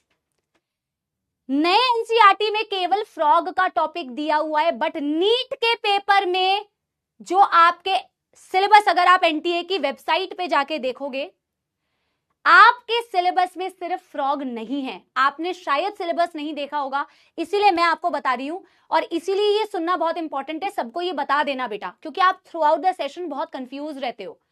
नए एनसीईआरटी में इस चैप्टर के अंदर केवल फ्रॉग दिया हुआ है, लेकिन अगर आप एनटीए की वेबसाइट पर जाके आपके नीट का सिलेबस देखोगे तो नीट के सिलेबस में केवल फ्रॉग नहीं है बेटा। नीट के सिलेबस में बेटा पुरानी एनसीईआरटी में जो टॉपिक दिए हुए ना, पुरानी एनसीईआरटी में इस चैप्टर में एनिमल टिश्यू दिया हुआ है, पुरानी एनसीईआरटी में इसमें बेटा फ्रॉग भी दिया हुआ है, पुरानी एनसीईआरटी में यहां कॉकरोच भी दिया हुआ है, इनफैक्ट बेटा अर्थवर्म भी दिया हुआ है, बट अर्थवर्म आपको नहीं पढ़ना है। आपको ये सारे, this is in the NEET syllabus. क्या आपको मेरी बात समझ में आ रही है? लेकिन आपने अगर न्यू एनसीईआरटी लिया होगा ना, उसमें आपको ये वाला टॉपिक नहीं मिलेगा, आपको ये वाला टॉपिक नहीं मिलेगा, ये दोनों टॉपिक आपको मिलेंगे पुरानी एनसीईआरटी में। बहुत सारे बच्चे ऐसे होंगे कि मैम अब हम दोनों एनसीईआरटी कैसे खरीदें, कोई लोड नहीं है बेटा, मैं तुम्हें बैच के अंदर इन दोनों की बेटा पुरानी एनसीईआरटी की पीडीएफ प्रोवाइड कर दूंगी, ठीक है ना, चलेगा तुम्हें। और मैं क्लास में बेटा वैसे भी एनसीईआरटी के पूरे स्क्रीनशॉट्स लेके आती हूँ, ताकि आपको एनसीईआरटी में साथ में क्लास में कवर कराते हुए चलूं। बट फिर भी मैं क्या करूंगी, इन दोनों का, क्योंकि एनिमल टिश्यूज वाला जो पोर्शन है और जो बेटा कॉकरोच वाला पोर्शन है जो तुम्हारी न्यू एनसीईआरटी में नहीं है ना, वो मैं तुम्हें दे दूंगी बैच में पीडीएफ के फॉर्म में। क्या बेटा ये टॉपिक की क्लैरिटी तुम्हें मिली? एक थम्स अप दे दो बेटा। ये बहुत इजी टॉपिक्स है, बहुत इंटरेस्टिंग टॉपिक है, तुम्हें टेंशन नहीं लेनी है, कोई टेंशन नहीं लेनी है, तुम सिर्फ सारी चीजें हम पे छोड़ दो, ठीक है ना। अरे थैंक यू मैम क्या होता है भाई, इतना तो बेटा फर्ज बनता है भाई, ठीक है। आपको कंफ्यूजन तो नहीं होगी ना? आप अपने सारे फ्रेंड्स को भी, जो फ्रेंड्स बेटा अभी आए नहीं है वो कंफ्यूज होते हैं कि मैम एनिमल टिश्यू क्यों पढ़ा रही हैं, ये तो एनसीईआरटी में दिया भी नहीं हुआ है। तो बेटा अभी ये तुम्हारी जिम्मेदारी है अपने फ्रेंड्स को समझाने की, क्योंकि मैं ये सारी चीज तो मैं इसीलिए क्लास में बता रही हूँ। पहले तो ये चीज क्लियर करना जरूरी है, वरना तो आप परेशान रहते हो कि मैम क्यों ये पढ़ा रही हैं, ठीक है ना। तो आप एनिमल टिश्यू और कॉकरोच मैं आपको पीडीएफ दे दूंगी बैच के अंदर, और हम इसीलिए स्ट्रक्चरल ऑर्गेनाइजेशन इन एनिमल से शुरू करने वाले हैं बेटा, और उसमें हम एनिमल टिश्यू से शुरू करने वाले हैं। हम एनिमल टिश्यू पढ़ेंगे, हम कॉकरोच पढ़ेंगे, फिर हम फ्रॉग पढ़ेंगे। That will be the first chapter, ठीक है ना। और इसके बाद बेटा ना हम क्या चालू करने वाले हैं, एक्चुअल में आप देखोगे ना, ये ब्रीदिंग से लेके यहां तक केमिकल कोऑर्डिनेशन, बीच में लोकोमोशन बेटा, लोकोमोशन मूव हो गया था, चैप्टर गायब हो गया था। ब्रीदिंग से लेके breathing, body fluids, excretion, locomotion, movement, neural and chemical, इसको पता है क्या बोला जाता है बेटा? इसको बोला जाता है human physiology. The most loved topics of students, the most loved। तो इसके बाद ना हम स्ट्रक्चरल ऑर्गेनाइजेशन के बाद हम शुरू करेंगे ह्यूमन फिजियोलॉजी के जो भी चैप्टर्स बेटा जैसे जैसे सीक्वेंस में दिए हुए हैं। एक्सक्रीशन के बाद लोकोमोशन होता है, तो हम ह्यूमन फिजियोलॉजी स्टार्ट करेंगे। ये बात क्लियर है? Breathing and exchange of gases से शुरुआत होती है, ह्यूमन फिजियोलॉजी। और उसके बाद आई थिंक आपको दिया होगा बेटा, आई थिंक या तो आपको पहले एनिमल किंगडम दिया होगा, जैसा भी दिया होगा आपके अंदर आप चेक कर लेना, फिर एनिमल किंगडम करेंगे और फिर हम करेंगे बेटा बायोमॉलिक्यूल्स। पहले आपको ये समझ में आया जूलॉजी में हम यहाँ पे किस सीक्वेंस में और कैसे कैसे चैप्टर्स को फॉलो करने वाले हैं, पहले आप बताइए कि ये क्लियर हुआ बेटा। धीरे धीरे आगे बढ़ेंगे, सपोलो धीरे धीरे, एकदम टेंशन नहीं लेने का, पहले समझो तो कि कैसे पढ़ना है ना। गुड। अब मैं आपको बताती हूँ, कुछ बच्चों को कंसर्न आता है, तो सारी कंसर्न जो आपकी है ना वो पहले से सॉल्व कर दूंगी मैं, ताकि आपको एक कंसर्न ही ना आए। आप सोचोगे कि मैम अगर स्कूल में बाय चांस एनिमल किंगडम पहले हो रहा हो, मैम स्कूल में बाय चांस पहले बायोमोलिक्यूल्स हो रहा हो, तो मैम स्कूल के एग्जाम में कैसे करेंगे? यही सोच रहे हो तुम? यही सोच रहे हो कि स्कूल के एग्जाम में कैसे अटेम्प्ट करेंगे मैम? अगर एनिमल किंगडम स्टार्ट कर दिया आपने तो मैम ये सीक्वेंस में स्टार्ट किया है, अगर एनिमल किंगडम स्टार्ट हो गया, बायोमोलिक्यूल स्टार्ट हो गया, तो हम कैसे करेंगे मैम? तो तुमको टेंशन क्यों लेनी है? उसका सोल्यूशन मैं करूंगी। अगर तुम्हारे स्कूल में बेटा ये सारी चीजें चल रही होगी, इन सबके लेक्चर्स में एडिशनली पहले वाले लेक्चर्स तुम्हारे लिए प्रोवाइड कर दूंगी। मैं तो क्लास में पढ़ाऊंगी तुम्हें जब ये टॉपिक्स आएंगे, बट अगर तुम्हारे स्कूल्स में ये सारी चीजें चल रही होंगी और पेपर में आ रहा होगा, तो मैं आपको इसका कंटेंट, इसके लेक्चर्स मेरे बैच के अंदर प्रोवाइड कर दूंगी। चलेगा? समझ में आ गई बात? ताकि तुम्हारे पास एटलीस्ट नोट्स रहे, सारे नोट्स भी रहे और मेरे लेक्चर्स अवेलेबल रहे। यहां तक किसी को भी कोई दुख, दर्द, समस्या तो नहीं है। इसी बात के साथ में क्या बेटा, अब हम सारे सपोले रेडी हैं शुरुआत करने के लिए स्ट्रक्चरल ऑर्गेनाइजेशन इन एनिमल्स वाला चैप्टर। उसमें भी एनिमल टिश्यू वाला पोर्शन पीडीएफ आपको प्रोवाइड कर देंगे। और बेटा ये 9 के 9 चैप्टर्स बेटा इतनी मजेदार होने वाली है जूलॉजी, वैसे भी आप लोगों की फेवरेट बन जाएगी, ये बेटा तुम खुद ही बोलोगे, देखो है ना। तो इसी को बेटा बहुत बढ़िया तरीके से स्टार्ट करने के लिए जूलॉजी का पहला chapter structural organisation in animals, and I want आप सब बेटा इक्वली आंसर्स दो। जब मैं आपसे पूछूं क्वेश्चंस, पार्टिसिपेट करो। जब जो चीज आपसे पूछी जाए, जब ना पूछी जाए तो नहीं बोलना है, जब पूछी जाए तो बोलना है।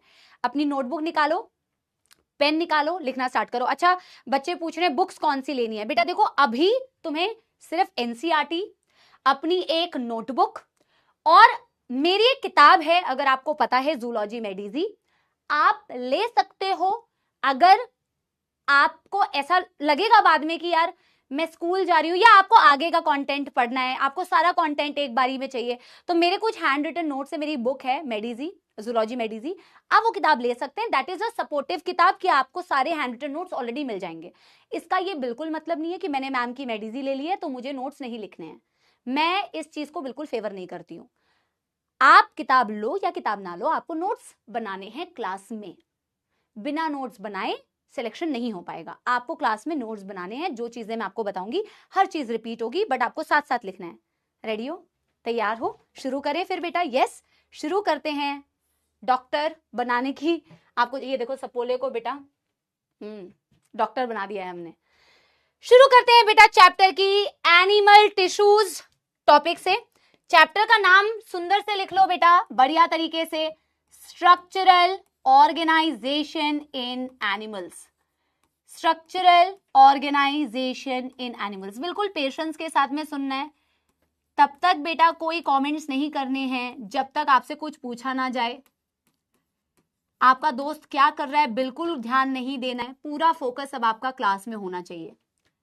पूरा फोकस अब आपका बेटा क्लास में होना चाहिए। Structural organisation in animals is the first chapter that we are going to talk. ठीक है ना?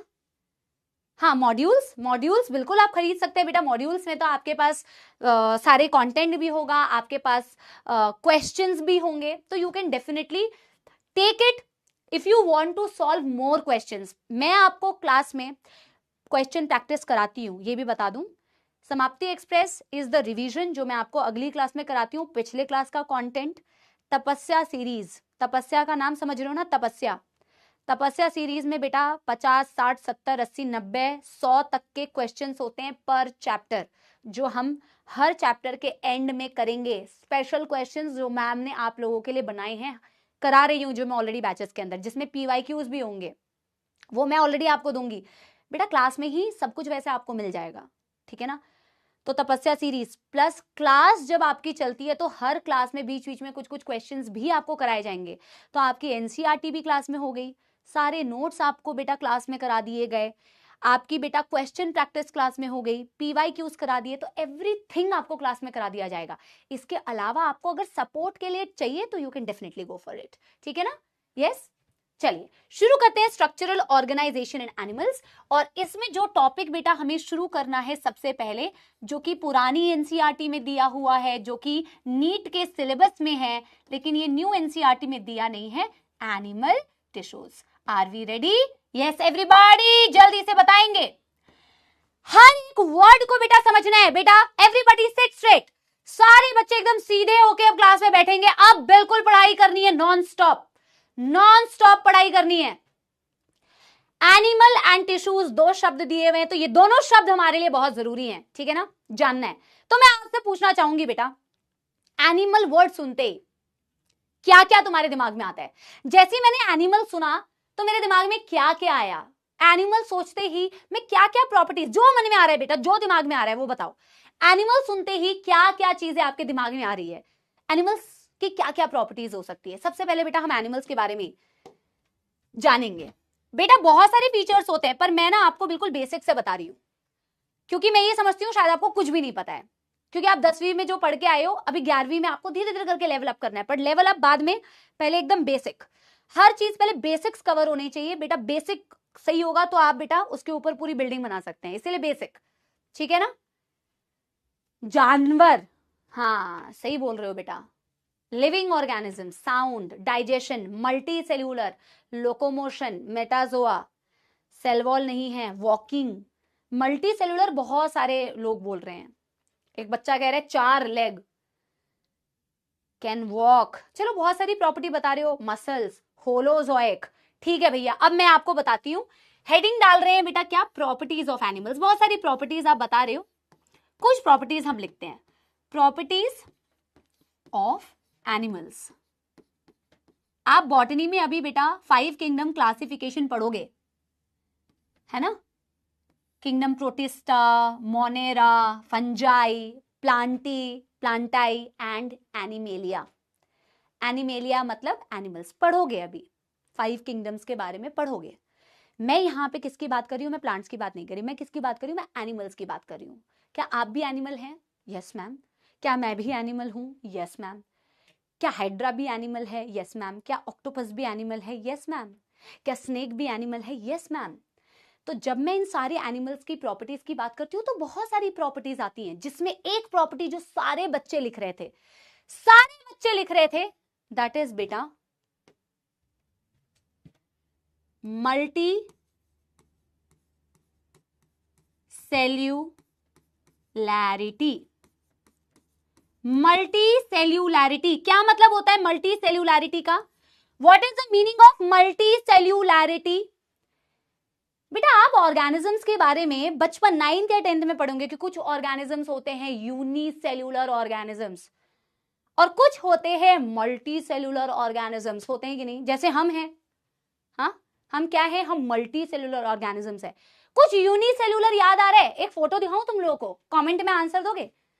कुछ यूनिसेल्यूलर होते हैं। यूनि का मतलब होता है सिंगल, सेल्यूलर का मतलब होता है सेल।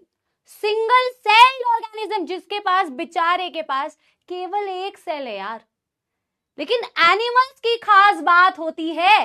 वेरी गुड शाबाश Sonali, Harsh, Alina, Ashok, Rocky, Gungun, very very nice. Multicellularity का मतलब होता है मेनी सेल्स। ऐसे ऑर्गेनिजम्स जिनकी बॉडी में खूब सारे सेल्स है मैम, मेनी सेल्स है मैम। मल्टी का मतलब ही होता है बेटा मेनी, सेल्यूलर का मतलब होता है सेल्स।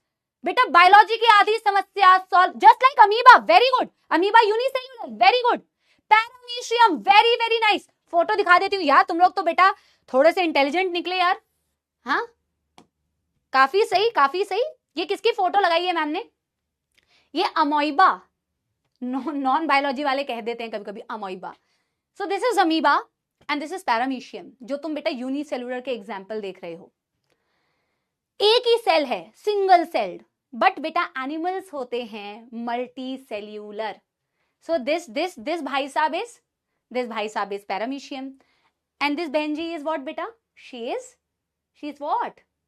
अमीबा। Very good. बहुत सारे एग्जांपल्स आप और भी दे रहे हो, मैं तो 1-2 एग्जांपल्स आपसे पूछ रही थी। मैं यूनिसेल्यूलर और मल्टी सेल्यूलर पे भी आऊंगी बेटा, बिल्कुल बेसिक से करना है, ये नहीं कि हमें सब आता है, ठीक है ना। आप यहीं पे बैठो, क्योंकि एनसीईआरटी में देखोगे एक एक चीज दी हुई है, तो एनसीईआरटी कुछ भी नहीं छोड़नी है।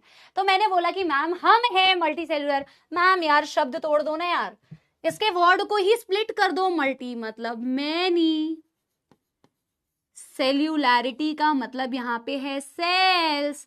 तो डेफिनेशन लिख लें, मेरे साथ साथ लिखोगे, मेरे साथ साथ लिखोगे। Body is made up of many cells. Body is made up of many cells। मतलब कि मैम यहां पे ऐसे बहुत सारे सेल से बनाई। अभी मैं आपको पढ़ाऊंगी बेटा, आगे और भी ड्राइंग्स बनाऊंगी। बहुत सारे सेल से मिलके बॉडी बनी है, ये खूब सारे सेल्स हैं बेटा, ऐसे खूब सारे सेल्स, खूब सारे सेल्स, मेनी मेनी सेल्स, बहुत सारे सेल्स ने मिलके अगर बॉडी को बनाया है तो हो गए मल्टी सेल्यूलर। ठीक है ना, दिस इज बेटा मल्टी सेल्यूलैरिटी। बेटा अगर इस वर्ड में कोई तकलीफ नहीं है, कोई समस्या नहीं है, तो मेरे को एक थम्स अप दे दो। अगर इस वर्ड में कोई तकलीफ नहीं है बेटा, तो एक थम्स अप दे दो, जल्दी बताओ। ठीक है ना, कि मल्टी सेल्यूलैरिटी है मैम एनिमल्स की प्रॉपर्टी। ठीक है, yes, done done done done. इसके अलावा क्या क्या होता है तुमसे मैंने बेटा बेसिक्स पूछे थे, तो 9वीं 10वीं में पढ़ते हैं, 9वीं 10वीं में पढ़ते हैं। हेट्रोट्रॉप सुन रखा है सबने? हेट्रोट्रॉप, ऑटोट्रॉप, हेट्रोट्रॉप सुन रखा है? हाँ, सुना है कि नहीं बेटा? इसके एग्जाम्पल में तो कितने एग्जाम्पल्स, एनिमल्स के तो कितने एग्जाम्पल बता दिए मैम ने। एनसीईआरटी ने दे रखा है हाइड्रा। हाइड्रा का नाम बेटा आगे भी सुनोगे जब मैं एनिमल किंगडम पढ़ाऊंगी। हाइड्रा का नाम मैं आगे पढ़ाऊंगी बेटा जब एनिमल किंगडम। एनसीईआरटी ने यहां एग्जाम्पल हाइड्रा का दे रखा है, तो भैया हाइड्रा का लिख लेते हैं। एग्जाम्पल में तुम हाइड्रा लिख लो भाई। मैं आगे जब तुम्हें एनिमल किंगडम पूरा चैप्टर पढ़ाऊंगी तो मैं पढ़ाऊंगी हाइड्रा कौन से फाइलम में आता है, फाइलम क्या होते हैं, सारी चीजें पढ़ाऊंगी। पर क्योंकि एनसीईआरटी ने यहां दे रखा है तो चलो उसको खुश करने के लिए हाइड्रा लिख लेते हैं। एग्जाम्पल तो बेटा बहुत सारे हैं, फ्रॉग लिख लो, स्नेक लिख लो, अपना नाम लिख लो, सारे मल्टी सेल्यूलर है हम। ठीक है ना। Heterotroph depend on others for food. Very good. Autotroph prepare their own food. Very good बेटा। सारे एनिमल्स को हम कहते हैं they are heterotrophs, they are dependent on other for food. कहीं बैठ के बेटा तुम लोग सारे फोटोसिंथेसिस तो नहीं कर रहे हो? हाँ, करते तो नहीं हो? सारे क्या होते हैं बेटा? सारे होते हैं हेटेरोट्रॉप्स। हेटेरोट्रॉप्स का क्या मतलब है? हेटेरोट्रॉप्स का क्या मतलब है मैम? अरे भाई ये कौन सा रंग आ गया, ये कौन सा रंग आ गया भाई? नंबर 2 हेटेरोट्रॉप्स होते हैं मैम। हेटेरोट्रॉप्स का मतलब dependent on other for food, dependent on other for food, dependent on other, dependent on others for food. हो सकता है कुछ सपोले गए, हम तो मैम करते हैं फोटोसिंथेसिस। ठीक है ना। मैम क्लोरोफिल ही नहीं है अपन के पास। ठीक है भैया, है ना। तो हम डिपेंडेंट होते हैं, इसीलिए हम क्या होते हैं? इसीलिए हम हेटेरोट्रॉप्स होते हैं। हम का मतलब भैया एनिमल, तुमसे बड़ा एनिमल कौन है? तुमसे बड़ा एनिमल और है कौन बेटा? है ना, हमसे बड़ा द मोस्ट, हमें लगता है हम सबसे बड़े सबसे समझदार एनिमल्स हैं, है ना। हेटेरोट्रॉप्स। तीसरी प्रॉपर्टी जो कई सारे बच्चे बेटा बता रहे थे, मैं ना वो वाले शब्दों को ज्यादा बोल रही हूं। देखो बहुत सारी प्रॉपर्टीज है, बट मैं उन शब्दों को बता रही हूं जो यूजुअली तुम्हारे ना पेपर में पूछे जाएंगे। 11वीं के पेपर में आएगा तो तुम ये वाले पॉइंट्स, ये वाले प्रॉपर्टीज लिखोगे तो तुम्हें ज्यादा अच्छे नंबर मिलेंगे, क्योंकि ये मेन पॉइंट्स है कि मल्टी सेल्यूलैरिटी होती है मैम। कोई भी एनिमल उसकी बॉडी में मेनी सेल्स होंगे, कोई भी एनिमल हो मैम वो हेटेरोट्रॉप होगा, वो डिपेंडेंट होगा किसी और पे फूड के लिए। एक टर्म हम पढ़ते हैं बेटा कि एनिमल्स होते हैं वो जिनका होता है होलोजोइक मोड ऑफ न्यूट्रिशन। कितने बच्चों ने ये वर्ड सुन रखा है? Holozoic mode of nutrition. इनके न्यूट्रिशन का मोड होता है holozoic. What is the meaning of holozoic बेटा? जो एनिमल्स का न्यूट्रिशन का मोड होलोजोइक है, इसका क्या मतलब होता है? होलोजोइक, हाँ, first ingest and then digest. शाबाश, कुछ बच्चे आंसर भी दे रहे हैं पहले से पढ़ के। पहले वो कंप्लीट फूड खाते हैं, होलो का मतलब होता है कंप्लीट। पहले खाना खाते हैं, फिर खाना पचाते हैं, है ना? पचाया हुआ तो नहीं खा रहे हो बेटा, हाँ? हाय तौबा तौबा। होलोजोइक का मतलब है, holo means complete. First ingest, ingest करने का मतलब पहले खाया, first ingest and then digest. What is the मतलब ऑफ डाइजेशन? क्या मतलब होता है डाइजेस्ट करने का? डाइजेस्ट मतलब तोड़ना। पहले कंप्लीट फूड खाते हो और फिर उसे पचाते हो, उसको तोड़ते हो छोटे छोटे टुकड़ों में, करते हो कि नहीं बेटा? पहले खाते हो कंप्लीट फूड, फिर बेटा वो तुम्हारे इसोफेगस से जाता है, तुम्हारे स्टमक में जाता है, फिर डाइजेस्ट होना चालू हो रहा है। First ingest and then digest. समझ में आई बात? क्या लिखेंगे? होलो का मतलब होता है मैम, होलो का मतलब ही होता है कंप्लीट। होलो का मतलब ही होता है कंप्लीट। जब हम होलोजोइक कहते हैं, इसका मतलब फर्स्ट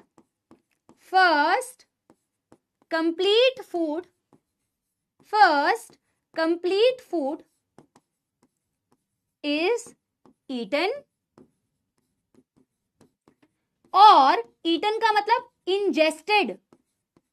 इंजेस्टेड का मतलब पहले खाया फिर पचाया।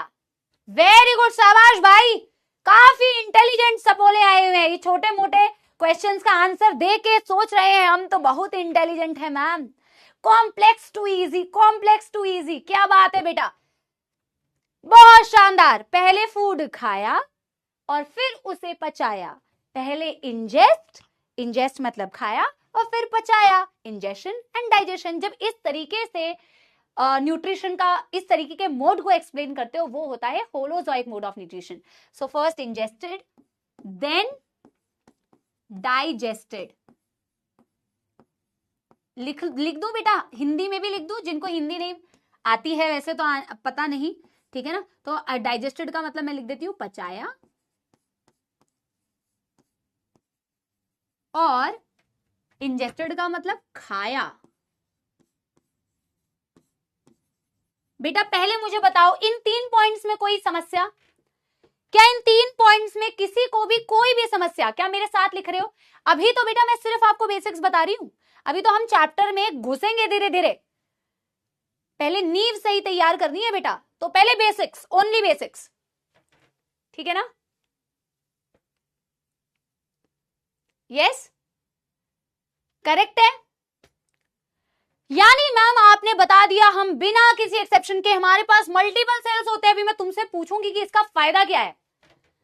मल्टी सेल्युलैरिटी, मेनी सेल्स के हम बने हुए हैं मैम। हम बेचारे मैम, हम कहां क्लोरोफिल लेके मैम करेंगे फोटोसिंथेसिस? मैम हम ऑटोट्रॉप्स नहीं है, हम डिपेंडेंट होते हैं फूड के लिए किसी और पे मैम, है ना? ना होते तो बेटा बात ही अलग होती, बट हम डिपेंडेंट है खाने के लिए किसी और पे, तो हम हेटेरोट्रॉप्स होते हैं बेटा।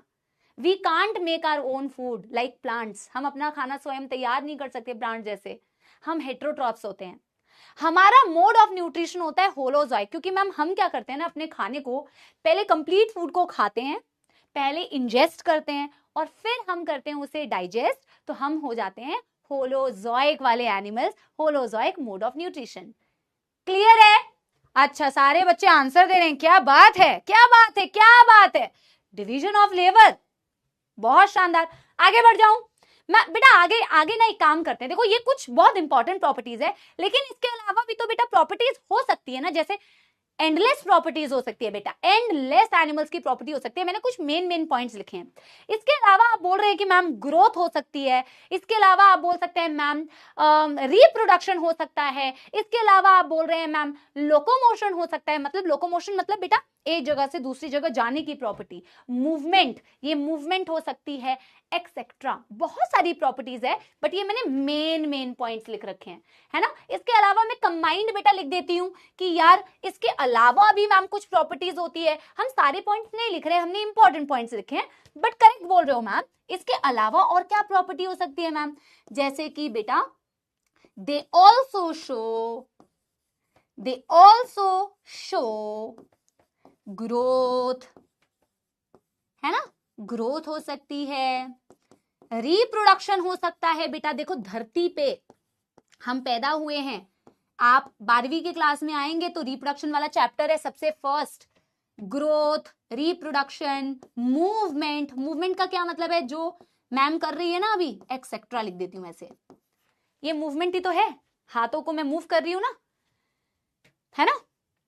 तो जो हम सारे ऑर्गेनिजम्स, हम सारों का पर्पस जो है धरती पे, आपको पता है साइंटिफिकली क्या है? Scientifically is to reproduce. सच्ची, अपनी जनरेशन को आगे बढ़ाना। अगर आपको चाहिए कि आपकी जीन्स धरती पे रहें, जीन्स बेटा वो जीन्स पैंट वाली जीन्स नहीं, GENE वाली जीन्स, जिसके बारे में पढ़ोगे आगे बेटा जब बड़े हो जाओगे, है ना। तो उसके लिए रिप्रोड्यूस करना पड़ेगा, अपने जैसा बनाना पड़ेगा। रिप्रोड्यूस, बायोलॉजी कितनी आसान है, देखो वर्ड को तोड़ दो तो मतलब समझ में आ जाता है। रिप्रोड्यूस, वापस से प्रोड्यूस करना, अपने जैसों को बनाना। हाय राम, इतने ही सपोले झेले नहीं जाते हैं, कितने सपोले आएंगे, है ना। तो इसके अलावा बेटा बहुत सारी प्रॉपर्टीज है, समझ गए बेटा? यस, अगर यहां तक सारी बातें बेटा क्रिस्टल क्लियर हो चुकी है, सारी चीजें तुम्हारे दिमाग में छप चुकी है, नोट्स में आ चुकी है, तो कमेंट्स में बेटा स्नेक्स बना दीजिए, जल्दी से मैं आगे बढ़ूंगी, जल्दी से।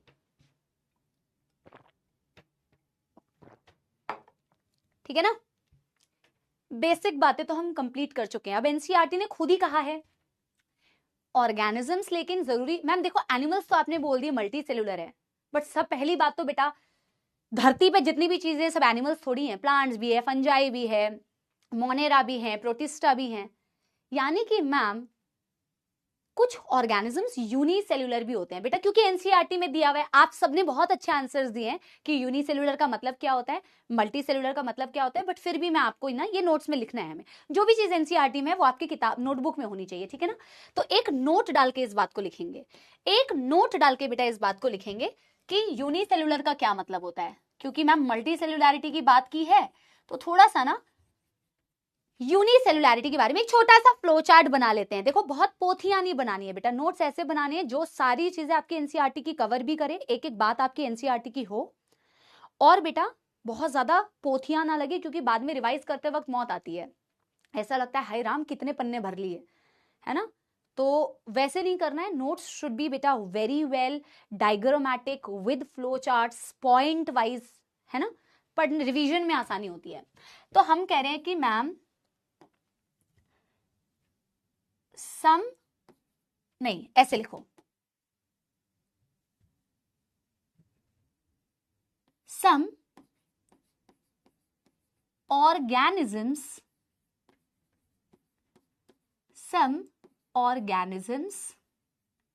are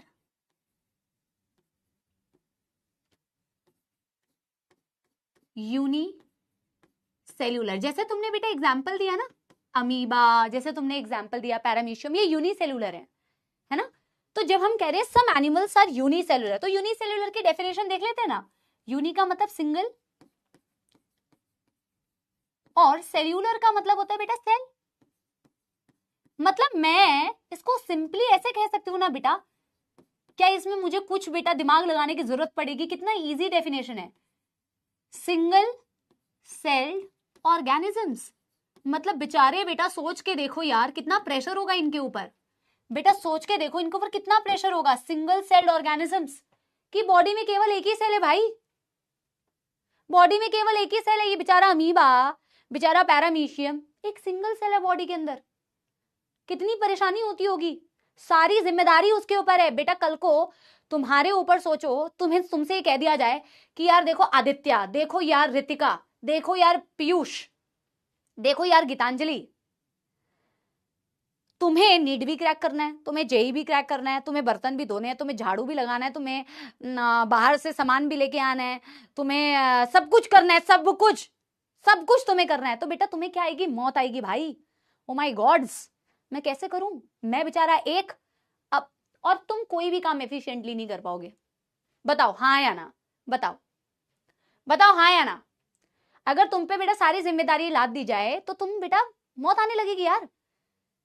लेकिन अगर बेटा ऐसा हो कि यार देखो पापा ये वाला काम करेंगे, मम्मी ये वाला काम करेगी, मैं ये वाला काम करूंगी, बहन ये वाला काम करेगी, यानी अगर मल्टी सेलुलैरिटी वाली कंडीशंस आई जो एनिमल्स में दिखती है, जो हम अपने केस में बोलते हैं, है ना, अगर मल्टी सेलुलैरिटी की कंडीशन होती है तो बहुत सारे सेल्स आ गए, काम आसान हो जाएगा। जो शब्द तुम कह रहे हो डिवीजन ऑफ लेबर, यार देखो अमीबा बेचारा, पैरामीशियम बेचारा, यार एक ही सेल है, उसको जिंदा रहने के लिए जितनी भी चीजें करनी है उसको खुद ही फाइट मारना पड़ेगा। उसको रिप्रोडक्शन भी एक वही सेल रिप्रोडक्शन कर रहा है, वही सेल डाइजेशन कर रहा है, वही सेल रेस्पिरेशन कर रहा है। ऑप्शन ही नहीं है भाई, ऑप्शन ही नहीं है, बर्डन हार है बर्डन। लेकिन जहां मल्टी सेलुलैरिटी आती है एनिमल्स के केस में, किंगडम एनिमेलिया जो मैं पढ़ाऊंगी बेटा, आपको भी घबराना नहीं है, मैं सारी चीजें बताऊंगी। क्या होता है किंगडम, क्या होता है फाइलम, बॉटनी में पढ़ोगे कौन कौन से किंगडम्स होते हैं। अभी उतना स्ट्रेस नहीं लेना, जो बातें बता रही हूं केवल उसको फॉलो करना है बेटा, केवल उसको फॉलो करना है। सैड लाइफ भाई, बड़ी बड़ी सैड लाइफ है हमारी अमोइबा और पैरामीशियम की, बड़ी सैड लाइफ है, ठीक है ना। यूनिसेलुलर मतलब सिंगल सेल्ड ऑर्गेनिज्म, केवल एक सिंगल सेल्ड ऑर्गेनिज्म। फोटो तो मैंने बना रखी है, फोटो तो मैंने बना रखी है। अब जैसे मैं एग्जाम्पल में कह रही हूं हमारा अमोइबा, अरे अमीबा भाई अमीबा, काहे सीरियस हो रहे हो, पैरामोइसियम, paramecium,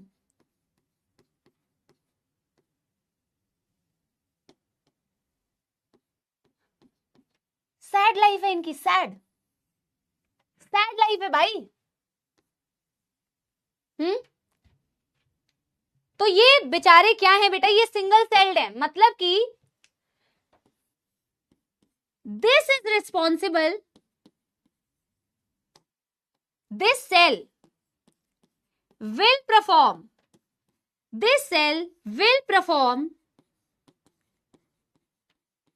all activities like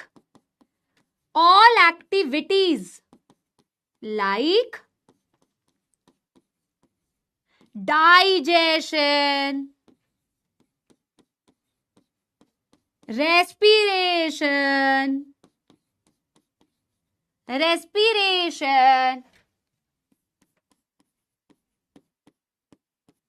reproduction, सारी रिस्पॉन्सिबिलिटी जो इसको बेटा अपनी जिंदगी में, अपनी जिंदगी को बचाने के लिए, जिंदा रहने के लिए जो चीजें हैं, बेचारी इसी सेल को सारी रिस्पॉन्सिबिलिटी लेनी पड़ेगी। कोई दुख दर्द समस्या, कोई दुख दर्द समस्या बेटा बताओ, यस सारी लाइफ प्रोसेसेस जिंदा रहने के लिए बेटा, और जिंदा रहने के लिए तो बेटा हर किसी को करना पड़ता है ना, फाइट मारनी पड़ती है भाई।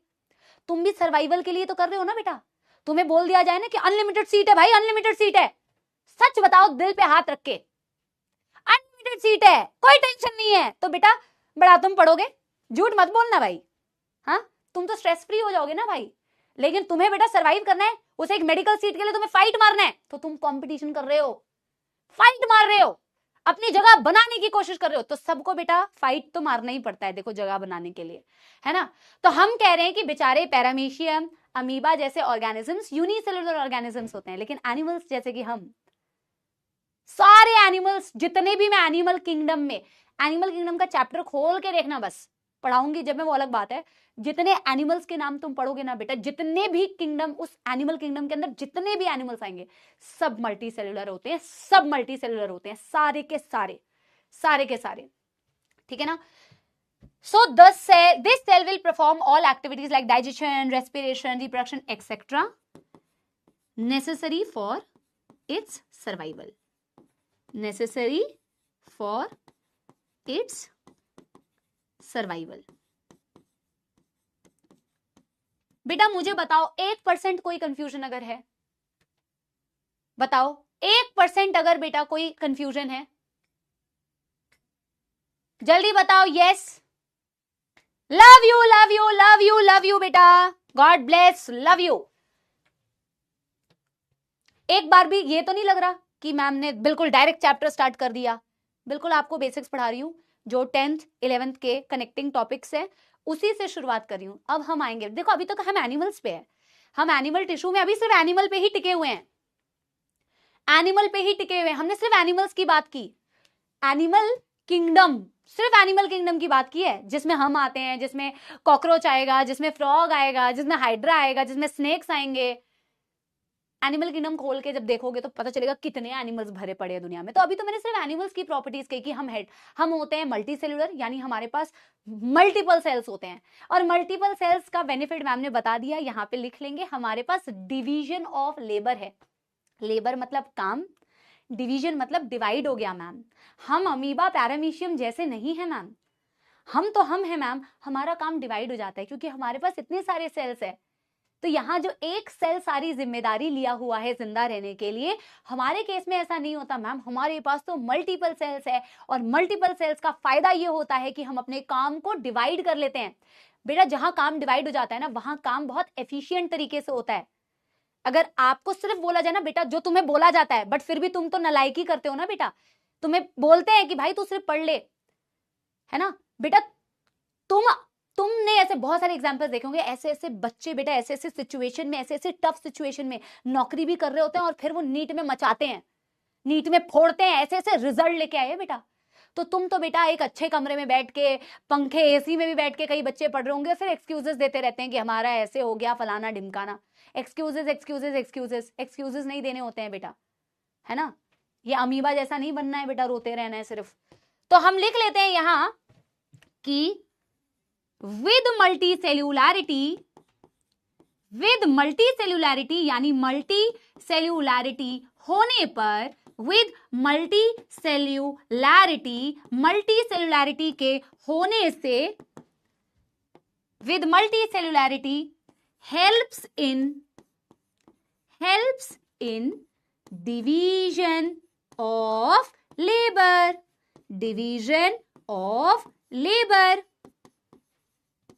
काम डिवाइड हो गया तो काम आसान हो जाता है ना, काम डिवाइड हो गया तो काम आसान हो जाता है।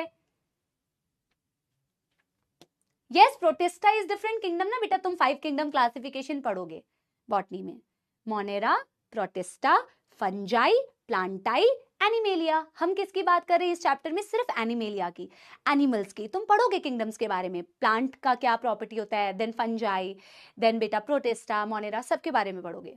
बट जूलॉजी में हम किसके बारे में पढ़ते हैं? एनिमल्स के बारे में। हम सिर्फ किसकी बात कर रहे हैं? सिर्फ एनिमल किंगडम की बात कर रहे हैं, ठीक है ना। Helps in division of labour, division of labour का मतलब the work is divided among many cells। Done everybody कर लो फटाफट से, डन कर लो बेटा फटाफट से, डन कर लो बेटा फटाफट से, जल्दी जल्दी। और सारा डन हो जाए तो एक थम्स अप दे देना बेटा, सारा डन हो जाए तो एक थम्स अप दे देना बेटा, ओके, जल्दी जल्दी जल्दी।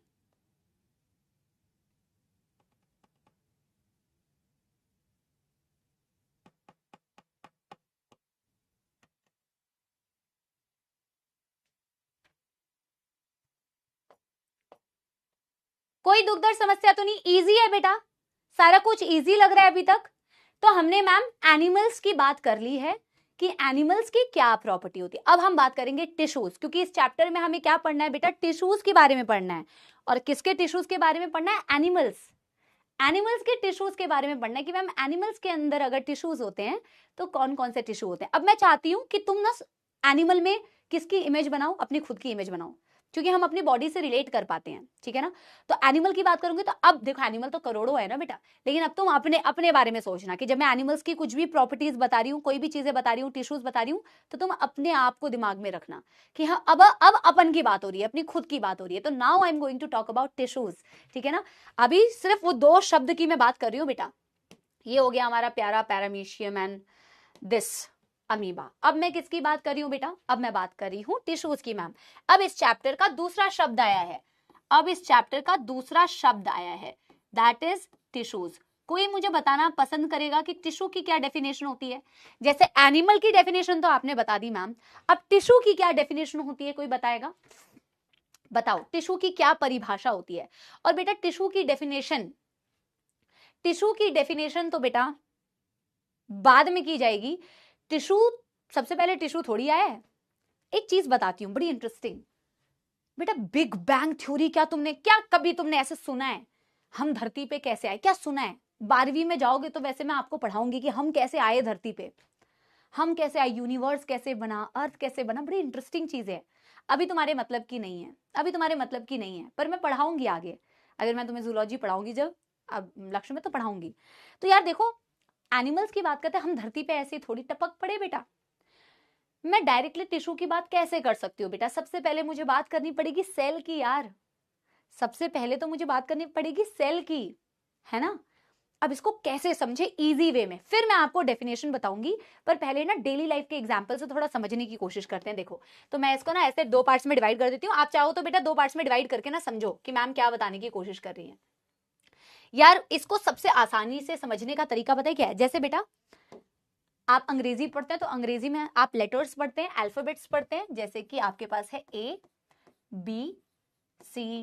मैं ABCD नहीं गा रही हूं बेटा, ABCDEFGHI, ये मैं नहीं कर रही हूं बेटा, ओके? वो तो तुम्हें बहुत अच्छे से पता होगा ना। ABCD लेटर्स होते हैं। अच्छा, इन लेटर्स का इस्तेमाल करके, इन अल्फाबेट्स का इस्तेमाल करके मैं क्या कर सकती हूँ? इन अल्फाबेट्स को बेटा इधर उधर चिपका के बैट, कैट, मैट, रैट, सपोला सब बना सकती हूँ कि नहीं? इन अल्फाबेट्स को मिला के मैं क्या बना सकती हूँ? सपोलो, इन अल्फाबेट्स के कॉम्बिनेशन से क्या मैं ऐसे वर्ड्स बना सकती हूँ? हाँ या ना मुझे बता दो, एक्सेट्रा कर देती हूँ ना। इन अल्फाबेट्स की मदद से मैं क्या बना सकती हूँ? वर्ड्स बना सकती हूँ। हाँ या ना बेटा, बना सकती हूँ? यस मैम, एब्सोल्युटली, आप जो चाहो कर सकती हो मैम, ठीक है ना? आप तो आप है मैम। तो यार अल्फाबेट्स को क्या समझो, देखो बड़े रिलेटेबल एग्जांपल्स हैं। अल्फाबेट्स को क्या समझने का है सब बोल आर्मी? अल्फाबेट्स को समझने का है कि ये सेल्स हैं। अभी मैंने क्या बोला कि हम सबके पास खूब सारे सेल्स होते हैं, है ना? अगर बेटा मैं अल्फाबेट्स को मान रही हूं सेल्स, अल्फाबेट्स को मैं क्या मान रही हूं? अल्फाबेट्स को मैं मान रही हूं सेल्स। क्या मान रही हूं? अल्फाबेट्स को मैं मान रही हूं मैम, अल्फाबेट्स हो गए सेल्स। तो मैम जैसे आप अल्फाबेट्स को जोड़ के वर्ड्स बना सकते हो, वैसे ही बेटा हम कुछ टिश्यू की डेफिनेशन अभी लिखवाऊंगी, कुछ सिमिलर सेल्स जो एक जैसा काम करती हो, ऐसे सेल्स को मैं जोड़ के बना सकती हूं टिश्यू। तो यार मैं टिश्यू को तो तब तक डिफाइन नहीं कर पाऊंगी ना, मेरे को पहले बैक हिस्ट्री पे जाना पड़ेगा। मेरी बात समझ रहे हो? यस। जैसे इनके कॉम्बिनेशन से मैं वर्ड्स बना पा रही हूं, अभी मैं सारी चीजें लिखूंगी, टेंशन ना लो, अभी तो मैं तुम्हें समझा रही हूं बस। वैसे ही मैम सेल्स के मदद से हम टिश्यू बना सकते हैं। यार ऐसे समझो, यार ऐसे समझो बेटा, ऐसे समझो। सिमिलर का क्या मतलब है, ऐसे समझो। देखो मैं पहले डेफिनेशन लिखती हूं यहां, ठीक है ना? वो डेफिनेशन जो एनसीईआरटी वाली है, ग्रुप ऑफ सिमिलर सेल्स, समझना, एक एक वर्ड समझाऊंगी, एक एक word. Group of similar sales with intercellular substance, मौत आ जाएगी आधे बच्चों को ये वर्ड सुनते ही। इंटरसेल्यूलर सब्सटेंस, अरे सब्र करना, अभी बताऊंगी। With intercellular substance performing a specific function. देखो इस डेफिनेशन में और भी चीजें ऐड हो सकती है, बट अभी ऐड नहीं करूंगी मैं। अभी मैं वही चीजें बताऊंगी जो तुम्हारे एनसीईआरटी में, जो तुम्हारे अभी मतलब की है। इस डेफिनेशन में कुछ मॉडिफिकेशंस बाद में चैप्टर आगे प्रोग्रेस करते वक्त किया जाएगा। यार ऐसे इमेजिन कर लो ना यार, एक तो तुम ऐसे इमेजिन कर सकते हो कि अल्फाबेट्स को मैंने मान लिया मैम लेटर्स, और लेटर्स से बन गए वर्ड्स, यानी कि अल्फाबेट्स अगर मेरे हो गए सेल्स, तो अल्फाबेट्स के कॉम्बिनेशन से बना वर्ड। वैसे ही मैम सेल्स, एक जैसे सेल्स के कॉम्बिनेशन से टिश्यू बना। पता है इसको सबसे अच्छा विजुअलाइज करने का तरीका क्या है? अगर तुम्हारे पास एक राइस है, एक राइस को एक सेल मानो, तो अगर देखो सुनो सुनो सुनो सुनो सुनो सुनो सुनो सुनो, तुम्हारे पास दाल है, तुम्हारे पास राजमा है ना, घर में राजमा दाल पता है ना, तुम्हारे पास राजमा है, ठीक है ना, राजमा देखा है ना कैसा दिखता है, तुम्हारे पास दाल है, दाल देखी है ना। अब तुम्हें ये नहीं पता होगा कि कौन सी मसूर की दाल है, मूंग की दाल है। आधे लोग तो कहेंगे हाय राम ये मैम क्या बता रही हैं, हम तो आज तक ऑरेंज दाल, येलो दाल, काली दाल, नीली दाल, हरी दाल, पीली दाल करते हैं, हम तो किचन में गए ही नहीं है मैम, हमको क्या पता मैम क्या बोल रही हैं। सुनो भाई, अरे दाल तो पता है ना कि दाल चावल से अलग दिखती है, ये तो पता है ना। अब इमेजिन करो, राइस का एक दाना, मैं कह रही हूं वो एक सेल है, दाल का एक दाना एक सेल है, राजमा का एक दाना एक सेल है, मानते हो कि नहीं।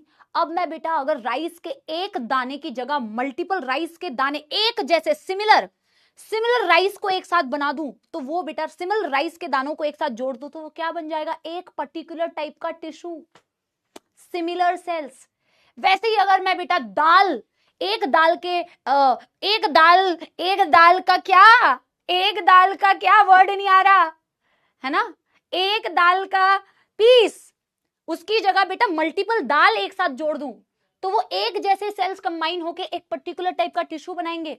वैसे ही बेटा एक राजमा की जगह, एक राजमा एक सेल है, एक राजमा की जगह मैं बहुत सारे राजमा एक साथ जोड़ दूं, तो वो एक जैसे सेल्स कंबाइन करके क्या बनाएंगे बेटा, एक पर्टिकुलर टाइप का टिश्यू। क्या मेरी बात समझेगी नहीं, दाना दाना, हाँ वही दाना दाना, दाना बेटा दाना, you are right guys, yes, बहुत सही।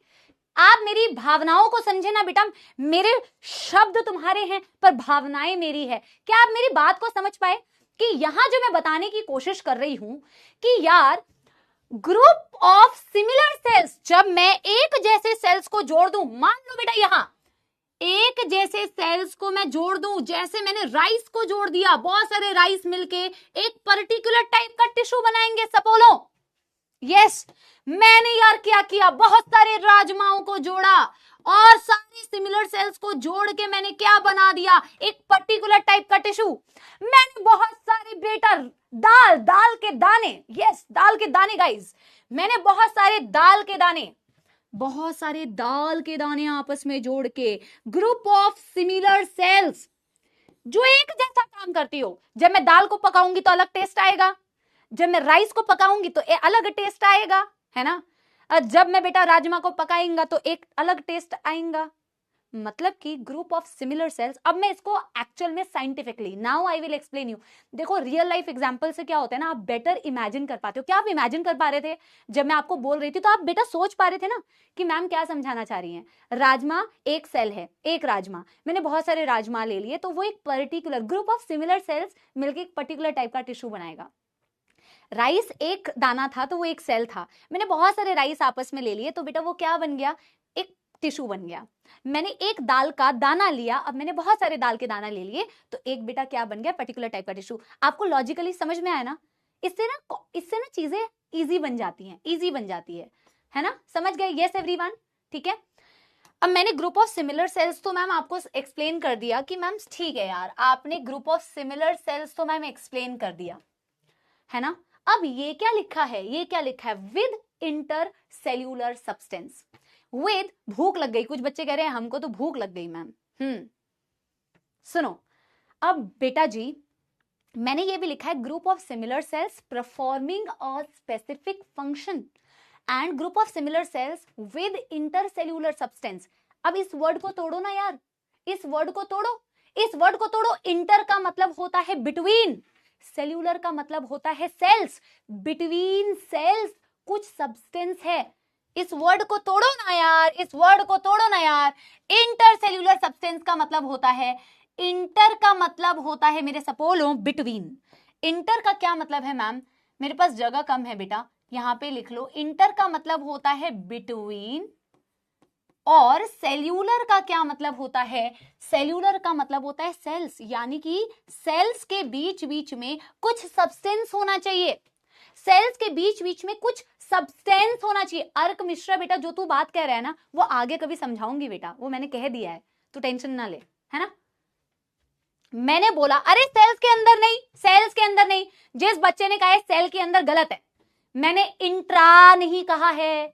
क्या मैंने इंट्रा कहा? इंट्रा का मतलब होता है अंदर। मैंने इंटर वर्ड यूज किया। इंटर मतलब अगर तुम इन सेल्स के बीच बीच में देखोगे ना बेटा, इन सेल्स के बीच बीच में ऐसे, सेल्स के बीच बीच में, सेल्स के अंदर नहीं बेटा, बल्कि सेल्स के बाहर, बल्कि सेल के बाहर, सेल के अंदर नहीं, सेल के बाहर।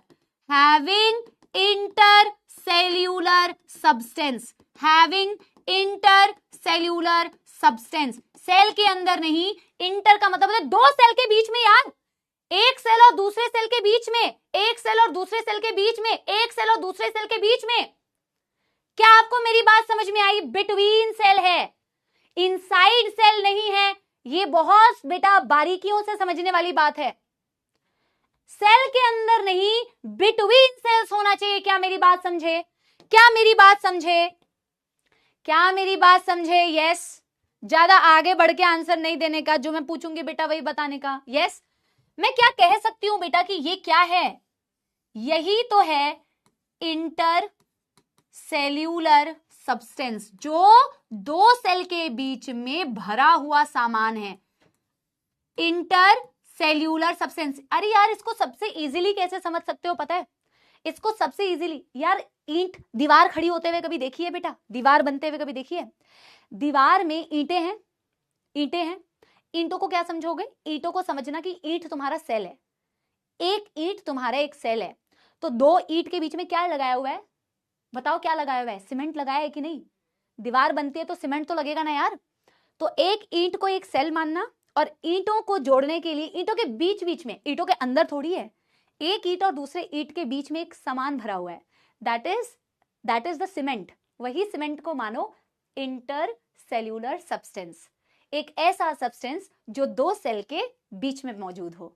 इजी, ठीक है ना? इंटर सेल्यूलर सब्सटेंस को बेटा पता है हम और क्या कह सकते हैं? इंटर सेल्यूलर सब्सटेंस को हम एक्स्ट्रा सेल्यूलर सब्सटेंस भी कह सकते हैं। कितने बच्चे इस चीज को समझ पा रहे हैं? मुझे एक बात बताओ। इंटर सेल्यूलर सब्सटेंस का तो मैंने लिख दिया बिटवीन सेल्स जो सब्सटेंस भरा हो, इसको, और हम इसको बेटा क्या कह सकते हैं?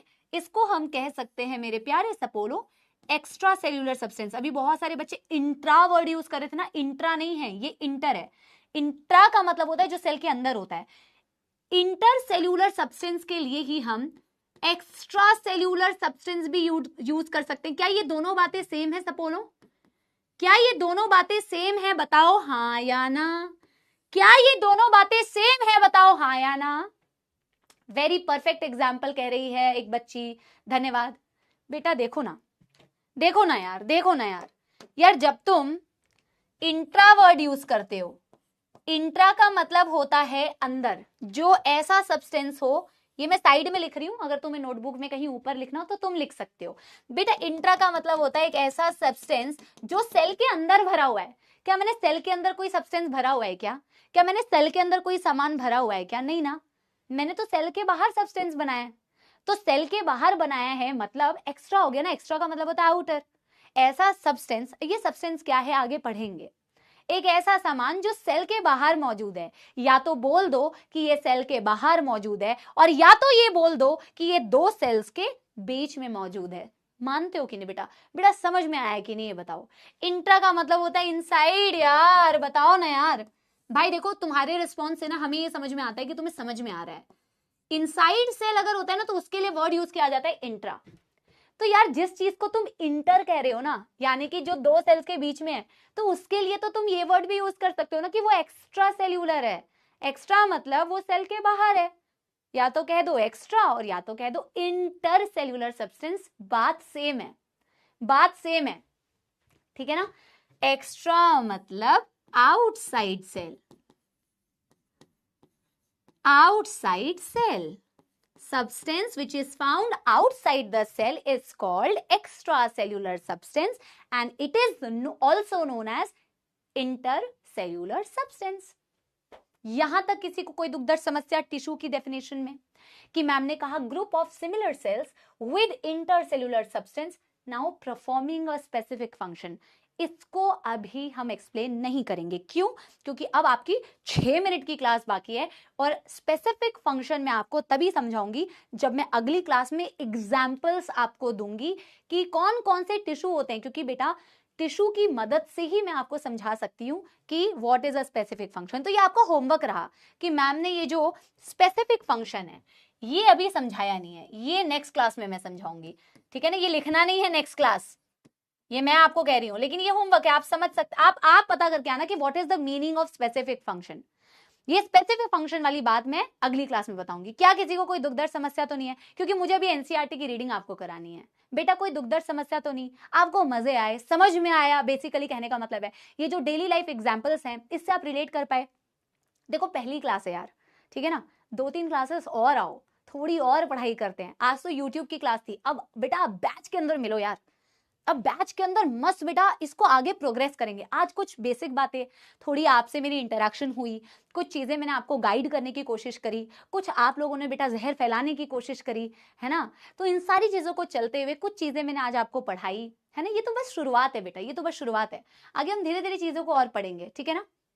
मैंने अभी आपको आगे कुछ भी नहीं बताया, सेल्स ने टिश्यू बनाया, टिश्यू आगे जाके क्या बनाती है, वो आगे जाके क्या बनाती है, अभी तो बस बेटा मैंने बहुत बेसिक चीजें बताई है, बहुत बेसिक। क्या एनसीईआरटी की थोड़ी सी रीडिंग करा दूं?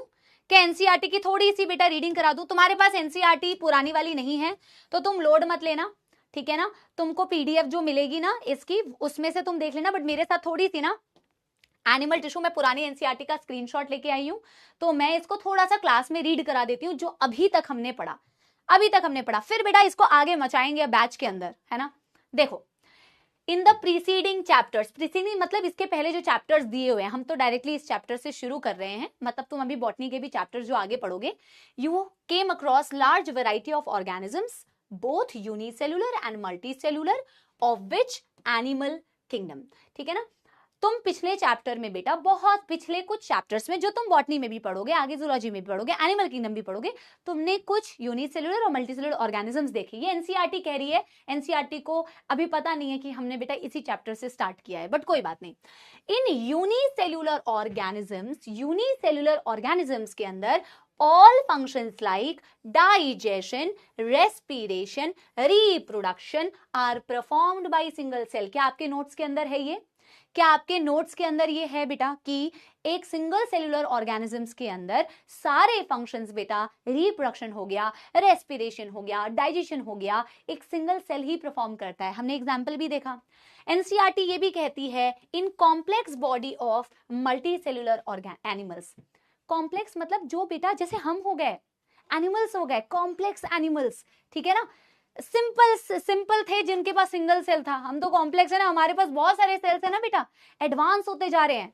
जैसे हम कहते हैं 8वीं 9वीं जो है ये सिंपल है, आगे 11वीं 12वीं ये कॉम्प्लेक्स है, आगे मेडिकल और कॉम्प्लेक्स है, लेवल बढ़ता जा रहा है ना।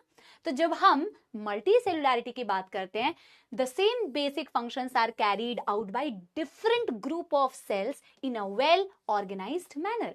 जहां मल्टी सेलुलैरिटी हो जाती है वहां ये same function, exactly same function, same basic function, ये same function are carried out by different group of cells, यानी वहां मल्टीपल सेल्स इसको बहुत वेल ऑर्गेनाइज्ड वे में कर पाते हैं, ठीक है ना। The body of simple organisms like Hydra is made up of different type of cells and the number of cells in each can be thousands। जैसे हाइड्रा का एग्जाम्पल दिया, उसकी बॉडी में मेनी सेल्स हैं, तो बोला यार ये मेनी सेल्स ना कई हजारों में हो सकते हैं। ये मल्टी सेलुलैरिटी में जो नंबर ऑफ सेल्स है ये कई हजारों में हो सकते हैं। Human body is composed of billion of cells to perform various function. Of course बेटा हम तो सबसे एडवांस्ड एनिमल्स हैं, तो हमारी बॉडी में तो बिलियन ऑफ सेल्स होंगे मैम, बिलियन ऑफ सेल्स होंगे मैम, अलग अलग काम करने के लिए। अब बेटा आज हमने यहां डेफिनेशन तक टिकाई है हमारी क्लास, इसको ही हम आगे एक्सप्लेन करेंगे। देखो मैंने ये डेफिनेशन आपको छोड़ के जा रही हूं होमवर्क में, जो छोड़ के जा रही हूं वो करके आना कि in multicellular animals group of similar cells along with intercellular substance perform a specific function and that organism and that organization is called as tissue। क्या सारी चीजें एक एक पॉइंट, मैंने क्या कहा था, एक एक पॉइंट आपको आपके नोट्स में मिलेंगे बेटा। तो तुम्हें कुछ भी भटकने की जरूरत नहीं है। अभी बेटा मैं 2-3 मिनट और तुम्हारे लूंगी बेटा, अभी तो तुम्हारी जर्नी शुरू हुई है, इतनी जल्दी बेटा हार थोड़ी माननी है। तो यहां तक मैं बता के गई हूं। अभी मैं ये स्पेसिफिक फंक्शन का मतलब अगले क्लास में बताऊंगी। नाउ यू कैन सी कि हम क्लास में ऐसे ही पढ़ते हैं बेटा। वैसे तो ये तुम्हारी जिम्मेदारी है कि तुम एनसीईआरटी की रीडिंग खुद से भी करो, बट बेटा मैं सोचती हूं कि अगर मैं क्लास में आपको पढ़ाती हूं ना, तो बच्चा क्लास में एटलीस्ट मेरे साथ तो पढ़ लेता है। तो आज सिर्फ शुरुआत है। मैं चाहूंगी कि आप क्लास एंड होने के बाद बेटा जरूर मुझे बताएं कि आपको क्लास कैसी लगी। डेफिनेटली फर्स्ट क्लास थी, ऐसी कई सारी क्लासेस आगे होने वाली है। आज तो बेटा सफर की शुरुआत है, लेकिन आज जो कुछ चीजें तुमने की उसमें से मैं चाहूंगी कि बेटा देखो, ओवर एक्साइटमेंट में कोई भी ऐसी चीज क्लास में बेटा ना फालतू के चैट्स करने, ना अनवांटेड चीजें बोलनी है। मैंने क्या क्या पॉइंट्स आपको बताए, आपको एक रोड दिखाया जो आपके मेडिकल कॉलेज तक पहुंच रहा है ना। तो आपको उस ट्रस्ट के साथ आना है कि जो मैम बोल रही है ना, बस वही चीज मुझे सुननी है। मैं अगर अपना दिमाग ज्यादा लगाऊंगी, ज्यादा ज्ञान दूंगी, तो मैं डिस्ट्रैक्ट ही होंगी बेटा।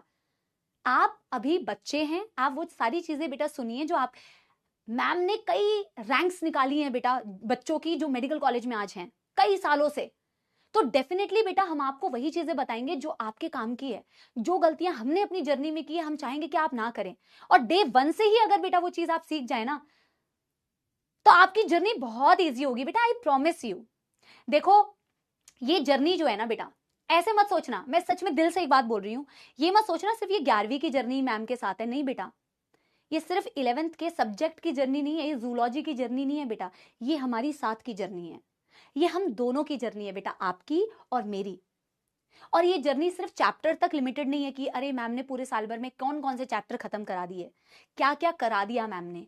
ये यहां तक की जर्नी नहीं है बेटा। ये जर्नी होनी चाहिए जब आप ये सफर खत्म करो ना, तो मैं चाहती हूं कि बच्चे के खुद के मुंह से ये शब्द निकले कि मैम का जो सपोर्ट था ना, वो चैप्टर्स तक लिमिटेड नहीं था। मैम हमारे साथ उस वक्त में थी जिस वक्त में किसी ने हमारे ऊपर भरोसा नहीं किया। मैम उस वक्त में हमारे साथ थी जिस वक्त में हम बहुत लो फील कर रहे थे। मैम उस वक्त में हमारे साथ थी जब सब कह रहे थे कि तुझसे कुछ नहीं हो पाएगा। और ये आप खुद कहोगे बेटा। तो I am going to be there. देखो अच्छे वक्त में सेलिब्रेशन में सब साथ रहते हैं, सब उस सेलिब्रेशन को एंजॉय करते हैं, अप्रिशिएट करते हैं, लेकिन जो आपके लो मोमेंट्स में आपके साथ रहता है, आपका असली दोस्त वही होता है। तो मैं आपका वो असली दोस्त बनना चाहती हूँ। इस थ्रू आउट द जर्नी में हम पढ़ाने के अलावा बेटा बहुत सारी अच्छी बातें सीखेंगे। इस जर्नी में आप ऐसी ऐसी चीजें सीखोगे जो आपको बेटा या तो मेडिकल कॉलेज तक पहुंचाएगी, या तो आपको जीवन में बहुत अच्छी अच्छी जगह पे पहुंचाएगी बेटा। That is my promise to you, and the only promise that I need from your side is your trust, is your discipline, is your hard work. मेरे फादर, मैं आर्मी बैकग्राउंड से हूं, तो मेरे फादर ने एक चीज मुझे बहुत अच्छे से सिखाई है, वो है डिसिप्लिन।